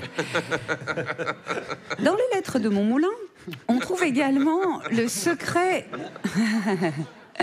Je parle de Trump, bien sûr. Dans les Lettres de Montmoulin, on trouve aussi le secret de Maître Cornille. Là, c'est une nouvelle où il y a un vieux meunier qui se prend l'industrialisation pleine tête parce que c'est la fin des moulins, donc en gros, c'est la fin de son taf, et l'arrivée des minoteries. Et Maître Cornille, pourtant, il continue à vaquer en transportant des sacs pleins de blé, dit-il. Il parle plus à personne, il s'isole en répétant « Non, mais c'est bon, ça va très bien, je gère impeccable, foutez-moi bien la paix. » Jusqu'au jour où on découvre que les sacs qu'il trimballe, ils sont pleins de gravats et de terre. Super triste, c'est pas mal le déni. Allez, aussi triste, un poil plus fantastique, c'est un film de 1999 que je pense on est beaucoup à avoir vu, de Night Shyamalan, avec Bruce Willis, qui s'appelle Le Sixième Sens. Je vous fais un bref résumé pour ceux qui s'étaient endormis. Un psy s'emploie à aider un petit môme qui ne vit pas sa meilleure vie, litote. Et pour cause, l'enfant, au début du film, confie à l'enfant une réplique extrêmement célèbre du cinéma, « I see dead people ». Je vois des gens morts. Et pour les besoins de ma chronique, je vous révèle la fin. Le psy fait partie de ces dead people. Oh, mais le spoil! Vous aviez 25 ans pour voir le film. Pardon. Et nous, cette révélation, elle nous cueille. C'est ce qu'on retient du film. On n'en revient pas d'être autant sur le cul. Et en revoyant le film, là, il n'y a pas longtemps, 25 ans après, en fait, on pige que Night Shyamalan, il n'a pas fait un film d'escroc parce qu'il y a des indices qui affleurent tout le temps, voire la résolution complète du film, dès le début du film, quand l'enfant lui dit « I see dead people », il lui dit aussi « Les morts ne voient que ce qu'ils veulent voir ». Ça, c'est la définition du déni. Et Bruce Willis n'accepte pas d'être mort. Il n'accepte pas de ne plus pouvoir aimer sa femme, d'être aimé d'elle. Et nous, notre premier réflexe, c'est de se dire « Oh mon Dieu, c'est si beau, il l'aime tellement qu'il refuse sa propre mort ». Sauf qu'après, on réfléchit. Et attention, ça va sonner moins romantique. Il n'accepte pas son malheur, sa mort, qui est une réalité traumatisante. Alors, qu'est-ce qu'il fait ? Eh ben, il hante sa femme, du coup. Et du coup, elle morfle. Elle ne peut littéralement pas continuer sa vie. En fait, ce que dit Shyamalan, c'est que ton déni à toi, il pourrit la vie des autres, en sus de la tienne. Et qu'on ne sort du sortilège qu'en se tournant vers les autres. Et ça, voyez-vous, ça pourrait être l'épitaphe de l'humanité tout entière. Merci, Juliette. Juliette Arnaud, qu'on peut retrouver en podcast aussi sur toutes les applis. Merci beaucoup. Merci. On est toujours avec Christophe Cassou. Et on va continuer à parler déni, puisque la chronique de Juliette portait sur le déni. Il y a aussi le déni technologique. Enfin, des experts, prétendus comme tels, autoproclamés, disent vous inquiétez pas, de toute façon, avec la technologie, on va se sortir de là. Est-ce que c'est une forme de déni aussi, ou oui, d'optimisme outrancier? C'est une forme de délire, je pense. De conneries, oui, ça pouvait être une solution aussi. Mais oui, qu'est-ce qu'on peut leur répondre que la technologie va nous sauver. Ouais. Alors évidemment, la technologie va nous aider à lutter contre le changement climatique. Il faut améliorer certains processus, il faut de l'innovation, mais il faut réduire dès maintenant nos émissions de gaz à effet de serre. On n'a pas le choix. Et le temps que ces technologies, même si une révolutionnaire arrive, elles se mettent en place, le CO2 s'accumule dans l'atmosphère et donc le niveau de réchauffement augmente. Donc en fait, tout ça, ça permet de fuir une réalité. De fuir la réalité qu'il faut s'engager dans une autre relation. Il faut changer le mode de vie. Il faut changer le mode de vie. Alors, souvent, il y a une opposition entre la technologie et ce qu'on appelle la sobriété, qui vise donc à s'engager dans des pratiques volontaires quotidiennes pour diminuer donc notre usage d'énergie, d'eau, de matières premières. Parce que, en fait, cette sobriété, elle impose de repenser nos modes de vie. Oui, c'est ça, en fait, qu'on veut pas, ou que les politiques ne veulent pas expliquer. Voilà. C'est qu'il va falloir changer. Exactement. Ouais. Et puis, ce que tu disais aussi, les mots comptent, et le mot sobriété, aujourd'hui, il a été employé à la place d'austérité. La France n'a pas subi une politique de sobriété, ou ne s'est pas engagée dans la sobriété. En fait, elle a subi de l'austérité. La baisse de la consommation d'énergie depuis 2 ou 3 ans, elle n'est pas due à une volonté personnelle des Français de baisser leur consommation d'énergie. Elle est due au fait qu'il y a eu pénurie d'énergie et qu'elle était très chère. Donc en fait, c'est de l'austérité, c'est une contrainte subie. Je crois qu'ils avaient appelé ça la sobriété subie à un moment donné dans les éléments de langage. La sobriété, elle est choisie, en fait. La sobriété, elle est choisie. C'est un mode de transformation de la société. Et ce qu'on montre, pour dire que tout n'est pas perdu, dans le dernier rapport du GIEC, c'est que si on combine sobriété et efficacité, on arrive à diminuer nos émissions de gaz à effet de serre à l'horizon de 2050 de l'ordre de 50 à 70%, ce qui est absolument considérable. Donc tout n'est pas perdu. Tout n'est pas perdu. Christophe, sobriété, sobriété, sobriété. On en parle juste après la publicité. On est toujours sur Radio Nova, bien évidemment. La dernière, avec Juliette Arnaud, avec Pierre-Emmanuel Barré et avec Aymeric Lomprey, mais également avec notre invité Christophe Cassou, le climatologue, co-auteur, un des principaux co-auteurs du GIEC. Et c'est le moment de la séquence, l'invité de l'invité. Chaque semaine, on demande à notre invité de venir avec qui il veut. Alors ça peut être son chat ou une part de pizza. Cette semaine, Christophe, tu as choisi un astrophysicien en la personne de Éric Lagadec, mesdames et messieurs. Salut Éric. Salut. Sois le bienvenu. Alors, c'est un petit peu l'invité de l'invité du conflit d'intérêts. Puisque paraît-il, Éric, tu joues en ce moment même à un formidable spectacle partout en France. avec un certain Guillaume Meurice. Tu confirmes cette information ? Je confirme, ouais. Tu confirmes que c'était un spectacle formidable ? Ok, allez. Alors j'ai une question pour toi quand même, Eric. Comment vous vous êtes rencontrés avec Christophe ? Et c'est quoi le lien entre astrophysique et climat ? En fait, comment on s'est rencontrés ? C'était d'abord virtuel. C'était pas sur Tinder, mais. Ok. En fait, on s'est rencontrés parce que j'étais assez actif sur Twitter et je pense que Christophe ne le sait pas, mais c'est un petit peu. Ouais. Tu m'as donné envie de me mettre sur Tinder, non.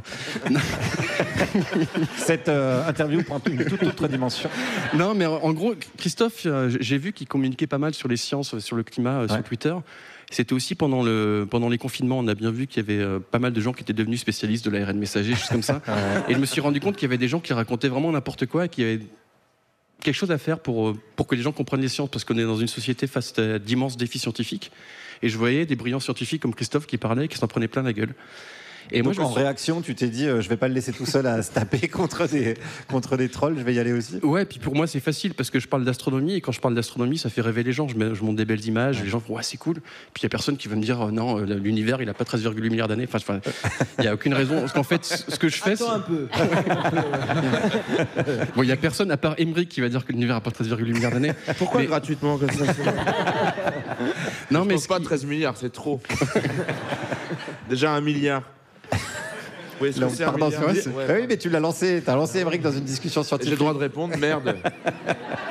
Non, mais c'est vrai que tu les fais rêver, ouais. Et ce qui est intéressant justement, c'est que moi je fais rêver et du coup je donne des connaissances scientifiques, je montre comment marche la démarche scientifique. Et puis après, je rappelle que Christophe, il fait la même chose. Mais Christophe, quand il parle de changement climatique, des fois il se retrouve avec une lettre dans sa boîte aux lettres avec une cible sur la tête. C'est pas super sympa en fait. C'est déjà arrivé ça, Christophe? T'as eu des menaces Oui, j'ai eu des menaces. Dans ta boîte aux lettres? À mon domicile, oui. Ah ouais? Et je suis pas tout seul. Hein. On est plusieurs chercheurs à avoir reçu des menaces. Alors sur les réseaux sociaux, les trolls, je le lis même pas. Mais ça fait bizarre quand on. Mais ils t'accusent juste de mentir. Mentir, être surtout, c'est du complotisme. Donc en fait, je fais partie d'un grand complot mondial. D'un grand complot mondial qui vise à. T'es payé par l'État en plus. Oui, exactement. Après, si ça peut t'aider à te sentir mieux, on s'habitue. Nous, on appelle ça un mardi. Et alors, on parlait de ce réseau social, donc anciennement Twitter, ça c'est les vieux qui disent ça comme nous.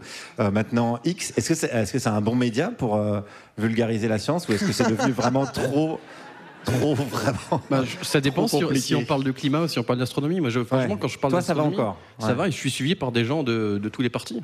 Enfin, je vais pas citer de nom pour citer Jean-Philippe Tanguy, par exemple. Il me suit. Merde. J'avais dit que j'allais pas le faire. Mais oui, il y a des gens de tous les bords qui suivent parce que l'astronomie, je pense que si je demande ici qui n'a jamais regardé les étoiles en se posant des questions, je pense que c'est un truc évident et ça fait pas forcément. Un aveugle. Un aveugle. C'est le sniper. C'est notre Laurent Bouffi. C'est comme Laurent Baffy, mais en gros. Ouais, on l'avait. Laurent Bouffi. Ouais, on l'avait bien. Non, il l'avait pas. C'est bien de prendre du temps de parole de scientifique pour Oui, après. Pardon les gars. Après, il y a un platiste là. Voilà. Non, mais tu rigoles, mais j'ai beaucoup de platistes qui m'envoient des messages justement sur Twitter. Okay. Et jusqu'à aujourd'hui, j'en avais jamais rencontré en vrai. Tu l'as rencontré en vrai? Christophe, tout à l'heure, nous a dit que la Terre était plus... virtuellement, quand on s'est rencontrés. Il faut pas rencontrer en vrai les gens qui vous trollent, les garçons. Ah non, à part Christophe, quoi. Et est-ce qu'on peut être scientifique et neutre politiquement? Ça la ramène moins, là. Ouais. Eric, non, mais c'est toi, pas tu peux à peu près, parce que c'est les étoiles, comme tu dis. C'est pas être neutre politiquement, c'est parler de la réalité. Je pense qu'il y a une différence. Les gens ils disent des fois, vous êtes engagés. Non, on dit la réalité. Genre, tout à l'heure, on parle de changement climatique. Il y a des gens qui vont dire on a besoin de croissance. Je pense que si on connaît un tout petit peu la physique, on peut se rendre compte qu'une croissance infinie, ça peut pas marcher sur une planète finie. Et ça, ne pas croire en ça, c'est juste ne pas croire en la physique. Notre planète, elle est finie.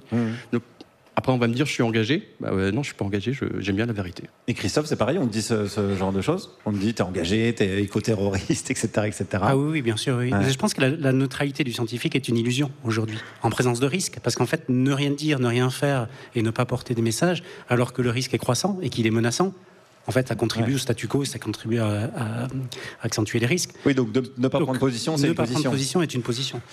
Et Ouais, vas-y Eric. Moi, ce que je voulais dire, c'est ça qui m'a amené à m'engager à faire de la diffusion des connaissances, parce que je me rends compte, en parlant avec des gens comme Christophe, Valérie Masson-Delmotte, on voit vraiment qu'il y a un problème et que les gens ne se rendent pas compte, et que nous, en tant que scientifiques, c'est notre devoir de faire quelque chose, en fait, de donner ces connaissances aux gens pour que les gens se rendent compte, parce que pour résoudre un problème, il faut déjà en avoir conscience. Donc donner les clés aux gens pour qu'ils puissent comprendre. Est-ce que là, on n'est pas, là on parle de dérèglement climatique évidemment depuis le début de l'émission, mais est-ce qu'on n'est pas au-delà de la prise de conscience? Je sais pas, moi j'ai l'impression que tout le monde a conscience que ça y est maintenant, sauf quelques débilos à droite à gauche, mais que la prise de conscience, elle est là. Est-ce que maintenant c'est pas... Je sais pas, tout à l'heure les chiffres qu'a donné Christophe, je sais pas si les gens avaient conscience, je veux pas me tromper dans les chiffres, mais quand tu disais qu'en 2030, on était à 200 ou 300 millions de personnes qui vivaient dans un endroit où ils ne pouvaient plus vivre, à plus 4 degrés, c'est des milliards, je pense pas que les gens sont conscients de ça. Non, mais je parlais de la réalité, que le climat se réchauffe et que c'est un problème. Mais justement, il faut aller au-delà. Je pense que moi, même avant de rencontrer Christophe, on était beaucoup de scientifiques, enfin pas que Christophe, mais à se dire oui, il y a un problème, on ne se rendait pas compte à quel point le problème est important. Et ça, c'est important de donner ces chiffres et d'avoir ces spécialistes qui en parlent. En fait. Christophe, tu as essayé de former des politiques. Tu as eu une action à l'Assemblée nationale, tu peux nous raconter ça? Oui, c'était après mon vertige justement à la fin du processus GIEC où j'avais eu 2 cibles en fait dans mes activités, les politiques et puis les médias. Ouais. Pourquoi ces 2 cibles-là? Parce qu'en fait, elles avaient été évaluées dans le rapport du GIEC, dans le rapport du groupe 3, à partir de la littérature scientifique qui montrait que c'était en fait des leviers pour passer des messages, des communications assez importants et assez efficaces. Donc on a organisé une opération, ce qu'on a appelé de formation premier secours. Devant l'Assemblée nationale. Donc il y avait une petite tente, enfin vous étiez plusieurs scientifiques avec un petit départ, barnum. on voulait être à l'intérieur de l'Assemblée, et puis après ça n'a pas été possible. Puis devant l'Assemblée, sur la petite cour, là, je ne sais plus comment elle s'appelle, donc c'est trop dangereux parce qu'on est quand même assez côté-horiste, on va dire. Donc on est allé un petit peu plus loin sur le Place des Invalides, là, ceux qui connaissent, où les députés venaient discuter avec des scientifiques de toutes disciplines et de tous les instituts. Et est-ce que tous les politiques de tous bords confondus sont venus? Alors, je connais la réponse, c'est pour ça que je pose la question. Donc un tiers des députés est venu, dont si on distingue les groupes politiques, un député Rassemblement National sur les 88 ou 89 qu'ils étaient lors de la précédente. C'est pas ouf, on peut dire. Je m'y connais pas trop en chiffres, mais on peut dire que c'est pas dingue. C'est très intéressant parce que Marion Maréchal Le Pen, hier ou ce matin, faisait parler les scientifiques en disant que les scientifiques doutaient, alors que les scientifiques, ils ne sont pas venus voir les scientifiques, donc comment faire parler les scientifiques si on ne veut pas voir les scientifiques? Est-ce qu'elle se foutrait pas un petit peu de notre gueule? C'est ça un petit peu le résumé. Merci en tout cas, merci Eric d'être venu nous voir. Eric Lagadec, qu'on peut retrouver sur X, anciennement Twitter bien sûr. C'est vrai que ça fait porno. Ouais, c'est vrai, un peu porno, c'est pour ça qu'on met entre parenthèses anciennement Twitter. Qu'est-ce que tu écoutes comme musique, Eric? En ce moment, avec toi, tu me fais souvent écouter la plus grande astrophysicienne de France. Comment elle s'appelle? Oui, Amel Bent. Bien entendu. Est-ce que c'est ça qu'on va... J'espère que c'est ça qu'on va écouter. Viser la Lune, ça ne me fait pas peur, Juliette Arnaud? Non, pas du tout. Déception. Non, mais c'est quand même pour faire plaisir à Eric Lagadec. On va écouter celui, Guillaume, dont tu m'as dit à l'annonce de sa mort en 2016. Ah, mais il avait un tube, lui. Ouais. C'était David Bowie. Je me suis étranglée de rage. Et je t'ai soufflé, ce titre de 1969. Peut-être que tu vas prendre le temps de l'écouter. Space Oddity.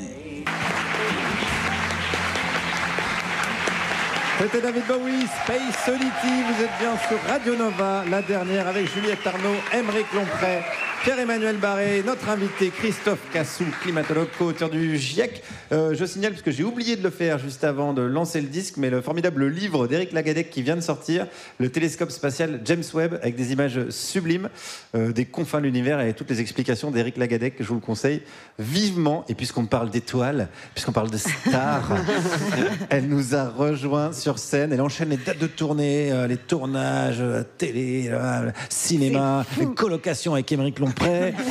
Quelle vie, fouillouille. Et en plus, elle est arrivée en nous disant: je me suis pris une porte dans la gueule. Ouais. Mesdames et messieurs, Douli. Comment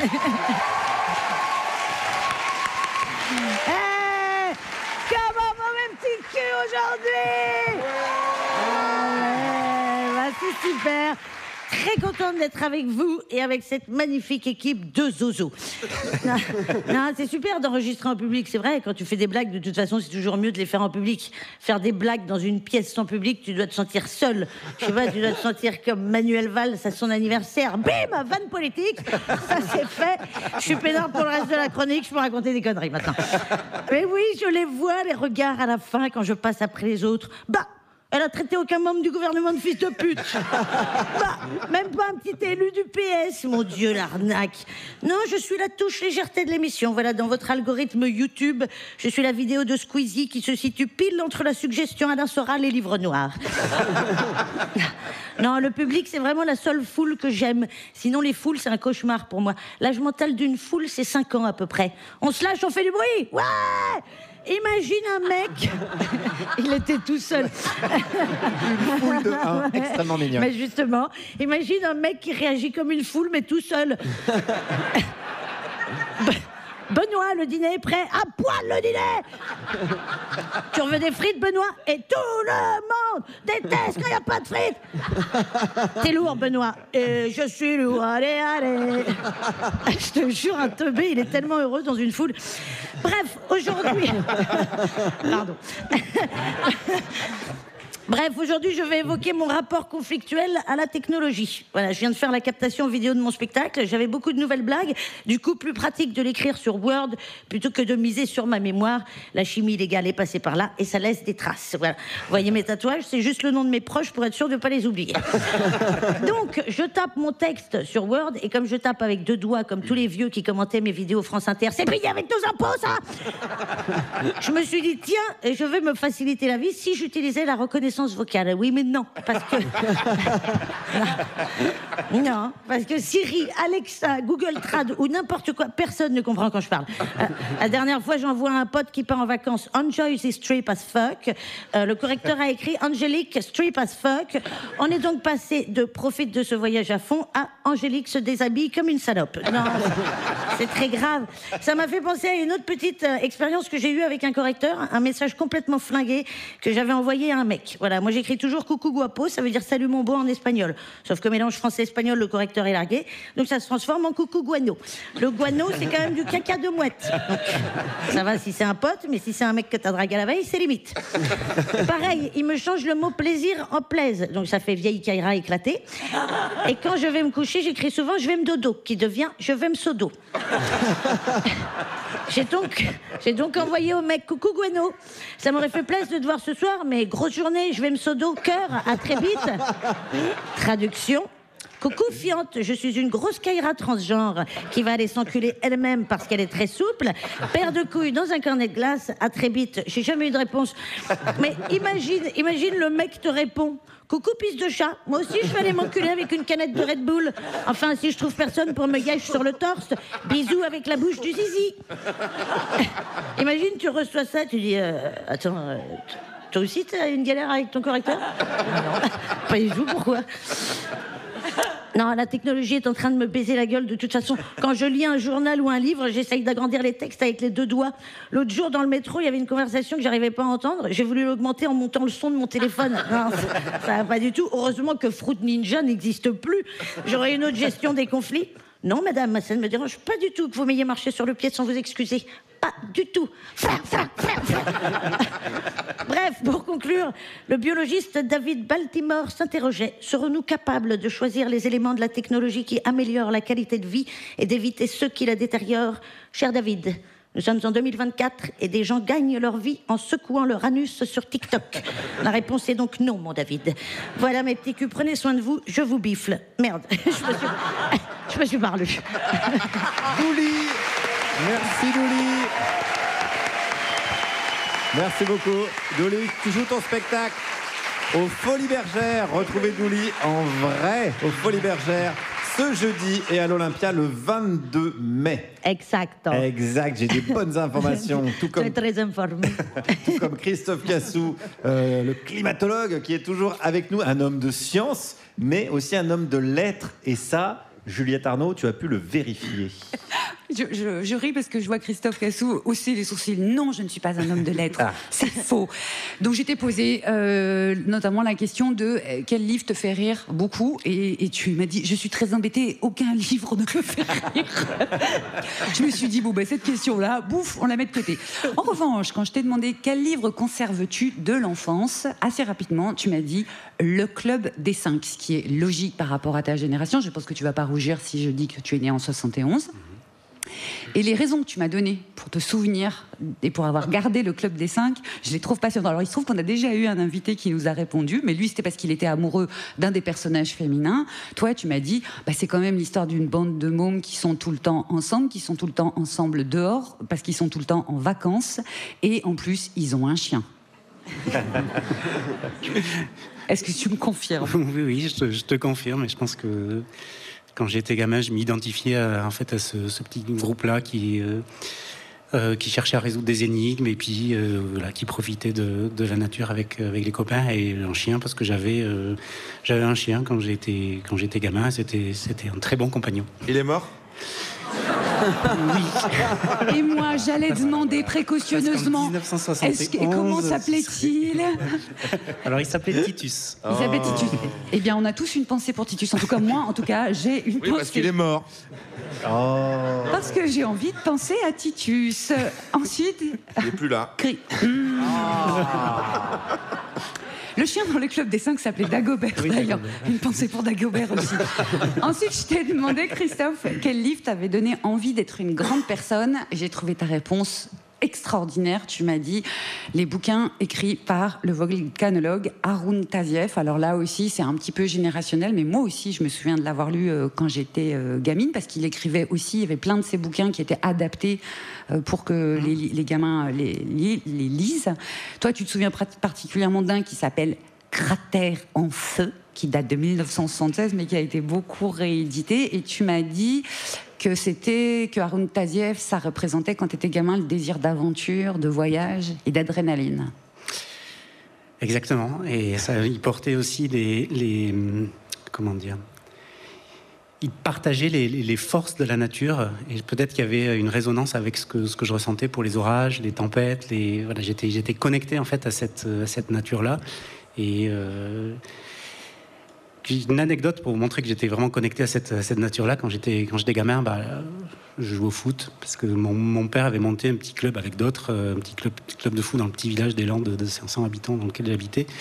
Et donc, en tant que fils du mec qui avait fait l'équipe. Voilà. Mais bon, moi, le foot, c'était pas mon truc. Et un jour, en demi-finale du championnat des Landes de Poussin au minime, je me souviens plus, quand on était petit. Un gros jour. Un gros jour, ouais. Moi, je me suis arrêté de jouer et j'ai dit à mon père que je voulais regarder les orages qui étaient en train de monter.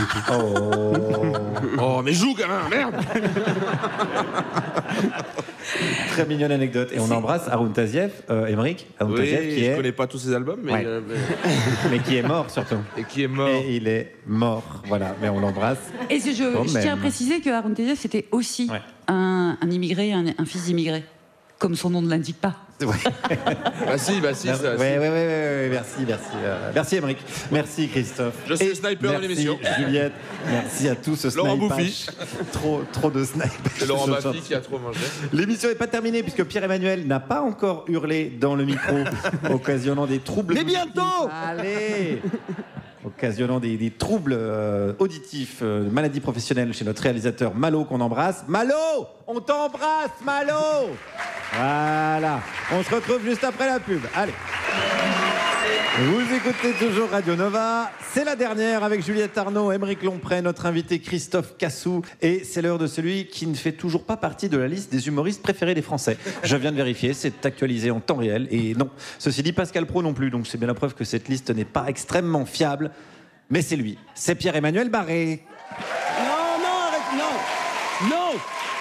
non, mais non, mais enfin, mais c'est complètement absurde. C'est absurde. Mais pourquoi vous applaudissez? J'ai rien dit encore. Si ça se trouve, là, j'ai 3 pages sur les bienfaits de la colonisation et l'importance d'une fellation quotidienne pour soulager l'endométriose. Vous n'en savez rien. Il faut perdre cette vilaine habitude d'accorder une confiance aveugle aux gens avant d'être sûr qu'ils vont pas faire de la merde. Après, on se retrouve avec Macron à l'Élysée et Guillaume Meurice à la tête d'une émission. Ça, c'est très français, ça faire du bruit avant de savoir ce qui se passe, là. Dans la rue, dès qu'il y a un embouteillage, les mecs, ils sont là... Si ça bloque, putain. Le SUV devant, il est déjà sur le cycliste et la poussette, il peut pas avancer plus. Aux chiottes dans les bars, mais pareil, les gens, ils sont là, tac, tac, tac, tac, tac, tac. Mais si ça bloque, putain. Qu'est-ce que vous croyez, que je fais exprès de garder mon caca dans mon ventre pour vous faire rater l'happy hour? J'ai mal, moi, je suis en sueur derrière la porte. Vous mettez la pression. Quand même pas y aller à la main pour que ça aille plus vite, je suis pas sage-femme. Pardon. Excusez-moi de ramener mes problèmes personnels au travail, mais ça aussi, il fallait que ça sorte. Et maintenant, on va parler de Paul Watson. En voilà un qui est bien coincé aussi, lui, Paul Watson. Alors, toujours détenu au Groenland, on ne sait pas bien pourquoi il le garde. Si ça se trouve, avec sa barbe et son gros bide, ils ont cru que c'était le Père Noël. Paul Watson, pour éviter d'être extradé vers le Japon, qui veut le juger parce qu'il a lancé une boule puante sur un marin qui tuait des baleines, il a demandé l'asile politique et la nationalité française à Emmanuel Macron. Alors, Paul, réfléchis bien. Hein, la France, c'est quand même un pays où on laisse pas les gens chier tranquilles dans les bars. Et crois pas que si on tue pas de baleines, c'est parce qu'on est plus évolué que le Japon, c'est juste parce qu'on n'a pas de baleines. Hein, des animaux, on en bute plein. Chaque année en France, on abat 1 milliard de volailles, 40 millions de lapins, 26 millions de porcins, 7 millions de vins, 6 millions de bovins, 2 millions de veaux, 1 million de chèvres et 20 000 chevaux. J'ai l'impression qu'entre 30 millions d'amis et 60 millions de consommateurs, c'est les consommateurs qui ont gagné. Et c'est pas tout.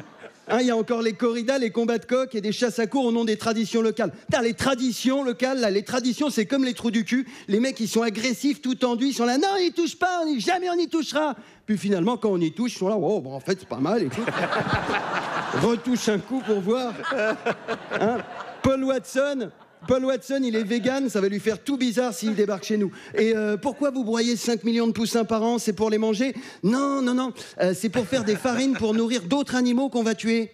Mais c'est juste que vous êtes con, en fait. Mais Paul, oui, on te l'a dit au début, Macron à l'Élysée, Meurice à la radio, il y avait des indices, bordel. Sérieux, pourquoi tu veux devenir français, Paul? On est un pays d'attardés. Je te jure, une cellule au Japon, c'est mieux qu'un comédie club en France. Un mec sur deux, il arrive, il fait par applaudissement, il y a des véganes dans la salle. Ben non, ils peuvent pas applaudir, ils n'ont pas assez de force. Par applaudissement, il y en a qui sont dans un resto vegan. Il n'y a que des fruits, des légumes et de l'herbe. C'est pas un resto, c'est un jardin. Applaudissez par applaudissement. Mon ex, elle était végane, mon ex, ça l'empêchait pas d'aimer la viande. Par applaudissement, qui c'est qui a compris la viande, c'est ma bite. Putain! Mais au lieu de tuer des vaches et les poulets, on peut pas plutôt faire des steaks avec les gens qui disent que manger des animaux, c'est normal parce qu'on l'a toujours fait? La pédophilie, ça a toujours existé. C'est pas pour autant qu'au rayon frais chez Carrefour, il y a des gamins en slip sous cellophane. Alors, désossé, assaisonné, super, on va gagner du temps, je pense ça. Là, on est en 2024, et sur Amélie, le site de l'assurance maladie, il continue à dire que pour être en bonne santé, il faut manger des produits laitiers et de la viande. Alors, je la connais pas personnellement, Amélie, mais à mon avis, elle a fait un AVC, elle est sous curatelle, et c'est Danone, Charal et Erta qui gèrent ses réseaux sociaux à sa place. Il y a encore plein de médecins... Il y a encore plein de médecins qui expliquent que si tu consommes pas de viande et pas de lait, tu vas être tout maigre, tout rachitique et avoir des déficiences intellectuelles. Alors attention, hein, ça veut pas dire que Bruno Retailleau est vegan. En revanche, le test que Bruno rêve de faire passer à tous les étrangers qui veulent être naturalisés, il marchera aussi pour Paul Watson. Bonjour, vous voulez devenir français? Oui. Vous mangez du porc? Non. Merci, le test est fini, vous êtes recalé. Sois pas déçu, Paul, c'est plutôt une bonne nouvelle pour toi. Merci de m'avoir écouté. Merci, Pierre-Emmanuel Barré. Merci Pierre-Emmanuel. Merci Guillaume. Pierre-Emmanuel qu'on retrouve en podcast, bien évidemment sur toutes les applis et en spectacle les mardis et mercredis à la Comédie de Paris. Christophe Cassou est toujours avec nous. L'émission est presque terminée, mais avant de te lâcher, on avait quelques dernières petites questions à te poser et on commence par une question de Pierre-Emmanuel qui est chaud. Oui Christophe, la température de la Méditerranée a atteint 31 degrés cet été. Est-ce qu'on peut vraiment dire que la situation des Palestiniens est dramatique en sachant qu'ils disposent d'un jacuzzi? Est-ce que je dois répondre à toutes les questions? Oui. Et tu peux répondre par oui ou par non. Joker? Joker aussi, bien sûr. Juliette? Alors moi j'ai un dilemme absolument cruel. Toutes les nations s'accordent pour suivre à la lettre les recommandations du GIEC, mais en échange, toi, Christophe Cassou, tu dois tenir pour le restant de ta vie la billetterie du Puy du Fou avec Philippe de Villiers et la buvette avec Trump. Oui ou non? Alors Ouais. Ah ben, Alors là, il y a un petit... là, pas de joker. Là. Pas de joker. C'est mon aspect. Buvette. La buvette. Allez, on y va pour la buvette. Allez, Aymeric, une question. Oui, est-ce que la révision de la chaudière est à la charge du locataire ou du propriétaire? Alors il faut demander à mes colocs qui viennent juste de la faire et elle est à charge du locataire. Ah voilà, très bien. Bah, non, on apprend des choses. Ah, tu vois, Douli? Ouais, voilà. Christophe, est-ce que des fois tu craques et tu te fais une bonne entrecôte dans un avion en fumant un cigare au charbon et en lisant un bon Welbeck et tu fais ah c'est cool quand même? Je m'autorise une option parmi toutes celles qui ont été énoncées. On a tellement envie de te demander laquelle. Ok, on saura pas. On saura pas, c'est ta vie privée, t'as bien raison. Juliette? Est-ce que tu as déjà renoncé à un voyage pour être en accord avec tes convictions? Oui. Est-ce que tu en pleures encore? Non. Non. Je l'ai remplacé d'ailleurs par un voyage en train-vélo et assez loin et c'est assez formidable de ralentir le temps. Aymeric? Oui, est-ce que du coup tu peux nous faire un virement à Douli et moi? Bon, c'est une vraie question, ceci dit, Christophe. Oui, mais je deviens complètement presbyte et puis donc du coup, j'arrive pas à lire les chiffres. Presbyte. Bon, on en est là. Ouais, on en est là. Pierre-Emmanuel? Oui, 4% des gaz à effet de serre sont dus à la pollution numérique, sachant qu'un tiers du contenu en ligne est du porno. Est-ce qu'on arriverait à limiter la hausse globale des températures à 1,5 degré si on tuait Aymeric? Bon là, la réponse est facile. Je pense que je vais soumettre cette hypothèse au prochain rapport du GIEC et puis déterminer le niveau. Carrément un chapitre Aymeric. Doit-on tuer Lompré? Et déterminer le On niveau. fabriquerait pas plutôt des stations de radio? Déterminer le niveau de robustesse de cette conclusion. On a hâte de le lire. Merci beaucoup Christophe d'avoir été avec nous. Merci. Christophe Cassou, suivez ses travaux, suivez-le sur les réseaux sociaux.